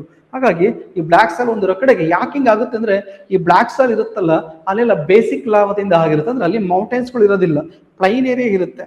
ಆ ಬೇಸಿಕ್ ಲಾವದಿಂದ ಮೌಂಟೇನ್ಸ್ ಕ್ರಿಯೇಟ್ ಆಗಲ್ಲ, ಪ್ಲೈನ್ ಏರಿಯಾ ಕ್ರಿಯೇಟ್ ಆಗುತ್ತೆ. ಸೊ ಹಾಗಾಗಿ ಅಲ್ಲಿ ಮೌಂಟೇನ್ಸ್ಗಳು ಕ್ರಿಯೇಟ್ ಆಗಿರೋದ್ರಿಂದ ಬರೋ ಮೋಡಗಳನ್ನ ತಡೆದು ಮಳೆಯನ್ನು ಹಾಕ್ಲಿಕ್ಕೆ ಆಗೋದಿಲ್ಲ. ಸಾಮಾನ್ಯವಾಗಿ ಇದು ವೆಸ್ಟರ್ನ್ ಘಾಟ್ಸ್ ಇಂದ ಮಳೆಯ ನೆರಳಿನ ಪ್ರದೇಶ. ಅದು ರೈನ್ ಸ್ಯಾಡೋ ಏರಿಯಾ ಆಗುತ್ತೆ. ಇದಕ್ಕೆ ಆನ್ಸರ್ ಒಂದು ರೈನ್ ಸ್ಯಾಡೋ ಏರಿಯಾ ಸರಿಯಾಗಿರುವಂತ ಉತ್ತರ. ಇನ್ನು ಸೂಪ ಅಣೆಕಟ್ಟೆ ಯಾವ ನದಿಯ ಮೇಲಿದೆ? ಹೆಸರು ಹೇಳಿದ್ದಾನೆ ಸೂಪ ಅಣೆಕಟ್ಟೆ. ನಮಗೆ ಸುಮಾರು ಜನ ಗೊತ್ತಿರುತ್ತೆ, ಹೆಸರು ಕೇಳಿಕೆ ಸೂಪ ಅಂದ್ರೆ ಕಾಳಿ ಅಂತ ಡೈರೆಕ್ಟ್ ಆಗಿ ಹೋಗ್ಬಿಡ್ತೀವಿ. ಇದು ಸಿಂಪಲ್ ಆಗಿರುವಂತದ್ದು. ಸೂಪ ಅಣೆಕಟ್ಟೆ ಯಾವ ನದಿಗಿದೆ? ಕಾಳಿ ರಿವರ್, ಕಾವೇರಿ, ತುಂಗಭದ್ರಾ, ಕೃಷ್ಣ. ಸರಿಯಾಗಿರುವಂತ ಆನ್ಸರ್ ಯಾವ್ದಲ್ಲಿ? ಕಾಳಿ. ಈ ಕಾಳಿ ಮೇಲೆ ನೋಡಿ ಯಾವಾಗ ತುಂಬಾ ಸಲ ಕ್ವಶನ್ಸ್ ಕೇಳಿದ್ದಾನ್ರಿ. ಇನ್ನು ನಿಮಗೆ ಕಾಳಿ ರಿವರ್ ಬಗ್ಗೆ, ಕಾಳಿ ನದಿ ಎಲ್ಲಿ ಉಗಮ ಆಗುತ್ತೆ, ಯಾವ ಡಿಸ್ಟ್ರಿಕ್ಟ್ ಅಲ್ಲಿ ಇದೆ? ಕಾಳಿ ನದಿ ಕರ್ನಾಟಕದ ಅತಿ ಉದ್ದವಾದ ನದಿ. Very important. Karnataka west flowing. ಕರ್ನಾಟಕದಲ್ಲಿ ಪಶ್ಚಿಮಕ್ಕೆ ಹರಿಯುವ ಅತಿ ಉದ್ದವಾದ ನದಿ ಯಾವುದು ಅಂತ ಕೇಳಿದ್ರೆ ಕಾಳಿ ನದಿ. ಇದು ಉತ್ತರ ಕನ್ನಡ ಡಿಸ್ಟ್ರಿಕ್ಟ್ ಅಲ್ಲಿ ಬರುತ್ತೆ. ಡಿಕ್ಕಿ ಘಾಟ್ ಅಲ್ಲಿ ಹಾರಿಜನ್ ಆಗುವಂತದ್ದು ರಿವರ್ ಇದು. So clear. ಸೂಪ ಹತ್ರ ಹಾರಿಜನ್ ಆಗುತ್ತೆ, ಡಿಕ್ಕಿ ಘಾಟ್ ಹತ್ರ. ಇದಕ್ಕೆ ಲಾಲ್ಗುಳಿ ಜಲಪಾತ ಕೂಡ ಬರುತ್ತೆ ಇದೇ ಭಾಗದಲ್ಲಿ. ಹಾಗೆ ಲಾಲ್ಗುಳಿ ಜಲಪಾತ ಯಾವ ನದಿಗಿದೆ ಅಂತ ಕೇಳ್ಬೋದು? ಕಾಳಿ ನದಿಗೆ. So clear. ಮತ್ತೆ ಕರ್ನಾಟಕದಲ್ಲಿ ಪಶ್ಚಿಮಕ್ಕೆ ಅತಿ ಉದ್ದವಾದ ನದಿ ಕೂಡ ಅಂತ ಹೇಳ್ಬೋದು. ಇದೇ ಭಾಗದಲ್ಲಿ ಕರ್ನಾಟಕದ ನ್ಯೂಕ್ಲಿಯರ್ ಪವರ್ ಸ್ಟೇಷನ್ ಬರುತ್ತಲ್ಲ ಕೈಗನೂ ಕೂಡ. ಸೊ ಕರ್ನಾಟಕದ ಕೈಗಾ ಹಣವಿದ್ಯುತ್ ಸ್ಥಾವರ ಯಾವ ನದಿಯ ದಡದಲ್ಲಿ ಇದೆ ಕ್ವಶನ್ಸ್ ಆಗಿದೆ? ಅದು ಕೂಡ ಕಾಳಿಯ ನದಿಯ ಪಕ್ಕದಲ್ಲೇ ಇದೆ ಅದು. ಸೊ ಹಾಗಾಗಿ ಅದ್ರ ಮೇಲೆ ಕೂಡ ಕ್ವಶನ್ಸ್ ಆಗಿದೆ. ನದಿಯ ಉದ್ದ 265 ಕಿಲೋಮೀಟರ್ಸ್ ದೂರ ಬರ್ತಾ ಹೋಗುತ್ತೆ. ಫೈನಲ್ ಆಗಿ ಇದು ಅರೇಬಿಯನ್ ಸಿ ಹತ್ರ, ಅರೇಬಿಯನ್ ಸಿಗೆ ಕಾರವಾರ ಹತ್ರ ಹೋಗ್ಬಿಟ್ಟು ಯಾವುದು ಅರೇಬಿಯನ್ ಸಿಗೆ ಇದು ಜಾಯ್ನ್ ಆಗುತ್ತೆ. ಹಲವಾರು ಉಪನದಿಗಳು ಬರ್ತವೆ. ಅದ್ರಲ್ಲಿ very important Tattihalla, Vaki, Kaneri. Tattihalla, Vaki, Kaneri important ಟ್ರಿಬ್ಯೂಟರೀಸ್ಗಳು. ಯಾವುದಕ್ಕೆ? ಕಾಳಿ ನದಿಗೆ ಇರುವಂತಹ ಪ್ರಮುಖವಾಗಿರುವಂತಹ ಉಪನದಿಗಳು. ಇದಕ್ಕೆ ಹಲವಾರು ಜಲವಿದ್ಯುತ್ ಯೋಜನೆಗಳು ಕೂಡ ಇವೆ. ನಿಮ್ಗೆ ಗೊತ್ತಿರಲಿ, ಕರ್ನಾಟಕದಲ್ಲಿ ಹೈಯೆಸ್ಟ್ ಹೈಡ್ರಾಲಿಸಿಟಿಯನ್ನ, ಕರ್ನಾಟಕದಲ್ಲಿ ಅತ್ಯಂತ ಹೆಚ್ಚು ಜಲವಿದ್ಯುತ್ ಅನ್ನ ಉತ್ಪತ್ತಿ ಮಾಡುವಂತಹ ಒಂದು ನದಿ ಅಂತ ಹೇಳಿದ್ರೆ ಕಾಳಿ ನದಿ. ಅದ್ ಬಿಟ್ರೆ ಶರಾವತಿ ನದಿ. ಇದನ್ನ ನೆನಪಿಟ್ಕೋಬೇಕಾಗುತ್ತೆ ನಿಮಗೆ. ಇಲ್ಲಿ ದೇಶದ ಅತಿ ದೊಡ್ಡ ಜಲವಿದ್ಯುತ್ ಯೋಜನೆಗಳಲ್ಲಿ ಯಾವುದು ಕೂಡ ಬರುತ್ತೆ? ಕಾಳಿ ನದಿ ಜಲವಿದ್ಯುತ್ ಯೋಜನೆಗಳು ಕೂಡ ಸೇರ್ಕೊಳ್ತವೆ. ಅದರಲ್ಲಿ ನಿಯರ್ಲಿ ನಿಮಗೆ 10 ಡ್ಯಾಮ್ಸ್ ಗಳನ್ನ, 10 ಡ್ಯಾಮ್ ಗಳನ್ನ ಕಟ್ಕೊಂಡಿದ್ವಿ ಕಾಳಿ ನದಿಗೆ. ಆ ಮೇನ್ ರಿವರ್ಗೆನೆ 5 ಡ್ಯಾಮ್ಸ್ ಇದೆ. ಇನ್ನು ಉಳಿದಿರುವಂತಹ 5 ಡ್ಯಾಮ್ಗಳು ಆಗ್ಲಿ ನಿಮ್ಗೆ ಉಪನದಿಗಳು ಮಾತಾಡಿದ ತತ್ತಿಹಳ್ಳ, ಕನೇರಿ, ವಾಕಿ, ಈ 3 ನದಿಗಳಿಗೆ ಇನ್ನು ಉಳಿದ 5 ಡ್ಯಾಮ್ಗಳನ್ನ ಕೊಟ್ಟು 10 ಡ್ಯಾಮ್ಗಳನ್ನ ಕನ್ಸ್ಟ್ರಕ್ಟ್ ಮಾಡಿ ಎಲ್ಲದರಲ್ಲೂ ಕೂಡ ಹೈಡ್ರೋ ಎಲೆಕ್ಟ್ರಿಸಿಟಿಯನ್ನ, ಜಲವಿದ್ಯುತ್ ಉತ್ಪತ್ತಿಯನ್ನು ನಾವಿಲ್ಲಿ ಮಾಡ್ತಾ ಇದ್ದೀವಿ ಕಾಳಿ ರಿವರ್ಗೆ. Very important. ಆಗಿದ್ರೆ ಇಲ್ಲಿ ಸೂಪ ಡ್ಯಾಮ್ ಅಂತ ಬರುತ್ತಲ್ಲ, ಈ ಸೂಪ ಅಣೆಕಟ್ಟೆಯಲ್ಲಿ ಬರುತ್ತೆ, ಉತ್ತರ ಕನ್ನಡ ಡಿಸ್ಟ್ರಿಕ್ಟ್ ಅಲ್ಲಿ ಬರುತ್ತೆ. ಕರ್ನಾಟಕದಲ್ಲಿ ಅತಿ ಹೆಚ್ಚು ಹೈಡ್ರೋ ಎಲೆಕ್ಟ್ರಿಸಿಟಿಯನ್ನ, ಜಲವಿದ್ಯುತ್ ಅನ್ನ ಉತ್ಪತ್ತಿ ಮಾಡುವಂತಹ ಡ್ಯಾಮ್ ಯಾವ್ದು ಅಂತ ಕೇಳಿದ್ರೆ ಸೂಪ ಡ್ಯಾಮ್. ಕರ್ನಾಟಕದಲ್ಲಿ ಹೈಯೆಸ್ಟ್ ಹೈಡ್ರಾಲಿಸಿಟಿಯನ್ನ, ಜಲವಿದ್ಯುತ್ ಅನ್ನು ಉತ್ಪತ್ತಿ ಮಾಡುವಂತ ಡ್ಯಾಮ್ ಅದು ಸೂಪ ಡ್ಯಾಮ್ ರೀ. ಅದೇ ತರ ಕೊಡಸಳ್ಳಿ ಅಣೆಕಟ್ಟೆಯಲ್ಲಿ ಬರುತ್ತೆ ಉತ್ತರ ಕನ್ನಡ ಡಿಸ್ಟ್ರಿಕ್ಟ್ ಅಲ್ಲಿ. ಇದು ಕೂಡ ಕದ್ರಾ ಅಣೆಕಟ್ಟೆಯಲ್ಲಿ ಬರುತ್ತೆ ಉತ್ತರ ಕನ್ನಡ ಡಿಸ್ಟ್ರಿಕ್ಟ್ ಅಲ್ಲಿ. ಇಷ್ಟು ಕೂಡ ನೀವು ನೆನಪಲ್ಲಿ ಇಟ್ಕೋಬೇಕಾಗತ್ತೆ. ನೆಕ್ಸ್ಟ್ ಕ್ವಶನ್ಸ್ಗೆ ಹೋಗೋಣ. ನೆಕ್ಸ್ಟ್ ನೋಡಿ ಕ್ವಶನ್ಸ್, ಇವುಗಳಲ್ಲಿ ಯಾವ ಶಕ್ತಿಯನ್ನು ಸಮುದ್ರದಿಂದ ಪಡೆಯಲಾಗಿಲ್ಲ ಅಂತ ಕೇಳಿದ್ದಾನೆ. Very important. ಮೊದಲನೇದು ಆಪ್ಷನ್ಸ್ ಕೊಟ್ಟಿದ್ದಾನೆ, ಯಾವುದು? ತರಂಗ, ವೇವ್ ಎನರ್ಜಿ ಅಂತ ಕೊಟ್ಟಿದ್ದಾನೆ. ವೇವ್ ಎನರ್ಜಿ ಇದು ಸಮುದ್ರದಿಂದ ಆಗುತ್ತೆ ಅವ್ರು ಕೇಳಿರೋದೇನು? ಸಮುದ್ರದ ಶಕ್ತಿಯಿಂದ. ಯಾವ್ದನ್ನ? ಸಿ ವೇವ್ಸ್ ಇಂದ ತೆಗೆಯಕ್ಕಾಗ್ತಿಲ್ಲ ಅಂತ ಕೇಳಿರೋದು. ಇಲ್ಲಿ ತರಂಗ ಅಂತಂದ್ರೆ ಕೂಡ ಯಾವುದು? ಅಲೆಗಳು. ಸೊ ಅಲೆಗಳಿಂದ ಎಲೆಕ್ಟ್ರಿಸಿಟಿನ ಪ್ರೊಡ್ಯೂಸ್ ಮಾಡ್ತಾರೆ, ಅದು ಸಮುದ್ರದಲ್ಲೇ ಆಗುತ್ತೆ. ಆಗ ಈ ಆಪ್ಷನ್ಸ್ ಬರೋದಿಲ್ಲ. ತೆಗೆದೆ. ಸೆಕೆಂಡ್ ಬೇಡ, ಮೂರನೇದಕ್ಕೆ ಹೋಗೋಣ. ಓಷನ್ ಥರ್ಮಲ್ ಎನರ್ಜಿ, ಸಾಗರ ಉಷ್ಣ ಶಕ್ತಿ, ಇದು ಕೂಡ ಸಾಗರಗಳಿಗೆ ಸಂಬಂಧಪಟ್ಟಿದ್ದು, ಇದು ಕೂಡ ಬರಲ್ಲ. ಉಬ್ಬರ ಹಿಡಿತಗಳು, ಟೈಡಲ್ ಎನರ್ಜಿ, ಟೈಡಲ್ಸ್ ಇಂದ ಉತ್ಪತ್ತಿ ಮಾಡೋದು ಎನರ್ಜಿ, ಇದು ಕೂಡ ಬರಲ್ಲ. ಭೂ ಶಾಖ ಶಕ್ತಿ, ಜಿಯೋ ಥರ್ಮಲ್ ಎನರ್ಜಿ, ಭೂಮಿಯ ಒಳಗಡೆಗೆ ಅರ್ತ್ ಸರ್ಫೇಸ್ ಇಂದ ಭೂಮಿ ಒಳಗಡೆ ಹೋಗ್ತಿದ್ರೆ, ಭೂಮಿ ಮೇಲ್ಭಾಗದಿಂದ ಒಳಭಾಗನ ಹೋಗ್ತಾ ಇದ್ರೆ ನಿಮಗೆ ಟೆಂಪರೇಚರ್ ಹೈ ಆಗ್ತಾ ಬರುತ್ತೆ, ಉಷ್ಣತೆ ಹೆಚ್ಚಾಗ್ತಾ ಬರುತ್ತೆ. ಸೊ ನಿಮಗೆ ಆ ಉಷ್ಣತೆ ಇವರಿಗೆ ಹೆಚ್ಚಾಗ್ತಿರೋದ್ರಿಂದ ನಿಮಗೆ ಅಂದ್ರೆ ಭೂಮಿ ಹೊರಡವರ ಉಷ್ಣತೆ ಹೆಚ್ಚಾಗ್ತಿರುತ್ತಲ್ಲ, ಆ ಉಷ್ಣತೆಯಲ್ಲಿ ಎಲೆಕ್ಟ್ರಿಸಿಟಿಯನ್ನ ಉತ್ಪತ್ತಿ ಮಾಡೋದಕ್ಕೆ ಜಿಯೋ ಥರ್ಮಲ್ ಅಂತ ಕರಿತಾ ಹೋಗ್ತೀವಿ. ಅವನು ಇಲ್ಲಿ ಎಕ್ಸಾಂಪಲ್ ಕೇಳಿರೋದು ಏನಂತ, ಸಮುದ್ರದಿಂದ ಯಾವುದು ಪಡೆಯಲಾಗಿಲ್ಲ ಅಂತ. ಯಾವ್ದು ಪಡೆಯಲಾಗಿಲ್ಲ ಇಲ್ಲಿ? ಭೂಶಾಖ ಶಕ್ತಿಯನ್ನ, ಜಿಯೋ ಥರ್ಮಲ್ ಎನರ್ಜಿಯನ್ನ ಪಡೆಯಲಾಗಿಲ್ಲ. ಸೊ ಕ್ಲಿಯರ್, ಸರಿಯಾಗಿರುವಂತ ಉತ್ತರ ಇದೆ. ಇಷ್ಟು ಕೂಡ ವೆರಿ ಇಂಪಾರ್ಟೆಂಟ್ ಆಗಿರುತ್ತೆ. 10 ಕ್ವಶನ್ಸ್ ಆಯಿತು. ಮುಂದಿನ ವಿಡಿಯೋದಲ್ಲಿ ಇನ್ನೊಂದಷ್ಟು ಕ್ವಶನ್ಸ್ಗಳನ್ನ ನಿಮಗೆ ಡಿಸ್ಕಸ್ ಮಾಡ್ಕೊಡ್ತೀನಿ. ಇದು ನಿಮಗೆ ಹೆಲ್ಪ್ ಆಗುತ್ತೆ ಅನ್ನೋದಾದ್ರೆ ದಯವಿಟ್ಟು ಕಮೆಂಟ್ ಮುಖಾಂತರ ಹೇಳಿ. ನಿಮಗೆ ಎಷ್ಟು MCQsಗಳು ಆಗುತ್ತೋ ಡಿಸ್ಕಸ್ ಮಾಡ್ಕೊಡ್ತೀನಿ. ಬರೀ MCQsಗಳು ಡಿಸ್ಕಷನ್ ಅಲ್ಲ, ಒಂದಷ್ಟು ಜಿಯೋಗ್ರಫಿ ಕಾನ್ಸೆಪ್ಟ್ಗಳೇ ಕ್ಲಿಯರ್ ಆಗಿಬಿಡುತ್ತೆ. ನಿಮಗೆ ಎಕ್ಸಾಮ್ ಅಲ್ಲಿ ಬಹುತೇಕ ರಿಪೀಟ್ ಕೂಡ ಆಗುವ ಚಾನ್ಸಸ್ ಇರುತ್ತೆ. ಮುಂದಿನ ವಿಡಿಯೋದೊಂದಿಗೆ ನಾನು ನಿಮ್ಮನ್ನ ಭೇಟಿ ಮಾಡ್ತೀನಿ. ಅದ್ರ ಜೊತೆಗೆ NCG ಇಂದ ನಿಮಗೆ ಹಲವಾರು ಕೋರ್ಸಸ್ಗಳು ಲಾಂಚ್ ಮಾಡಿರೋದ್ರಲ್ಲಿ PC, CRDR ಕೂಡ ಮಾಡಿದ್ವಿ. ಬರೀ ತುಂಬಾ ಕಡಿಮೆ ಪ್ರೈಸ್ ಅಲ್ಲೂ ಕೂಡ ಕೇವಲ ಬರೀ 3,000ಕ್ಕೆ ಕೋರ್ಸ್ ಅನ್ನ ಕೊಡ್ತಾ ಇದ್ದೀವಿ. ಯಾರಿಗೆ ಇಂಟ್ರೆಸ್ಟ್ ಇದೆಯೋ ಅವ್ರು ತಗೋಬಹುದು. 3 months ವರ್ಗು ಕೋರ್ಸ್ ಇರುತ್ತೆ. ಆನ್ಲೈನ್ ತಗೋಬಹುದು, ಆಫ್ಲೈನ್ ಕೂಡ ತಗೋಬಹುದು. ಆನ್ಲೈನ್ ಅಲ್ಲಿ ನಿಮಗೆ 3 months ವರ್ಗು ಕೂಡ ಕೋರ್ಸ್ ಅನ್ನ ಕೊಟ್ಟಿರ್ತೀವಿ. ಎಷ್ಟು ಟೈಮ್ ಬೇಕಾದ್ರೆ ನೀವು ಕ್ಲಾಸಸ್ ಅನ್ನ ಕೇಳಬಹುದು ಮತ್ತೆ ನೋಡಬಹುದು. ಸೊ ಕ್ಲಿಯರ್ ಸ್ನೇಹಿತರೆ, ಸೊ ಮುಂದಿನ ವಿಡಿಯೋದೊಂದಿಗೆ ಮತ್ತೆ ನಿಮ್ಮನ್ನ ಭೇಟಿ ಮಾಡ್ತೀನಿ. ನಮಸ್ಕಾರ.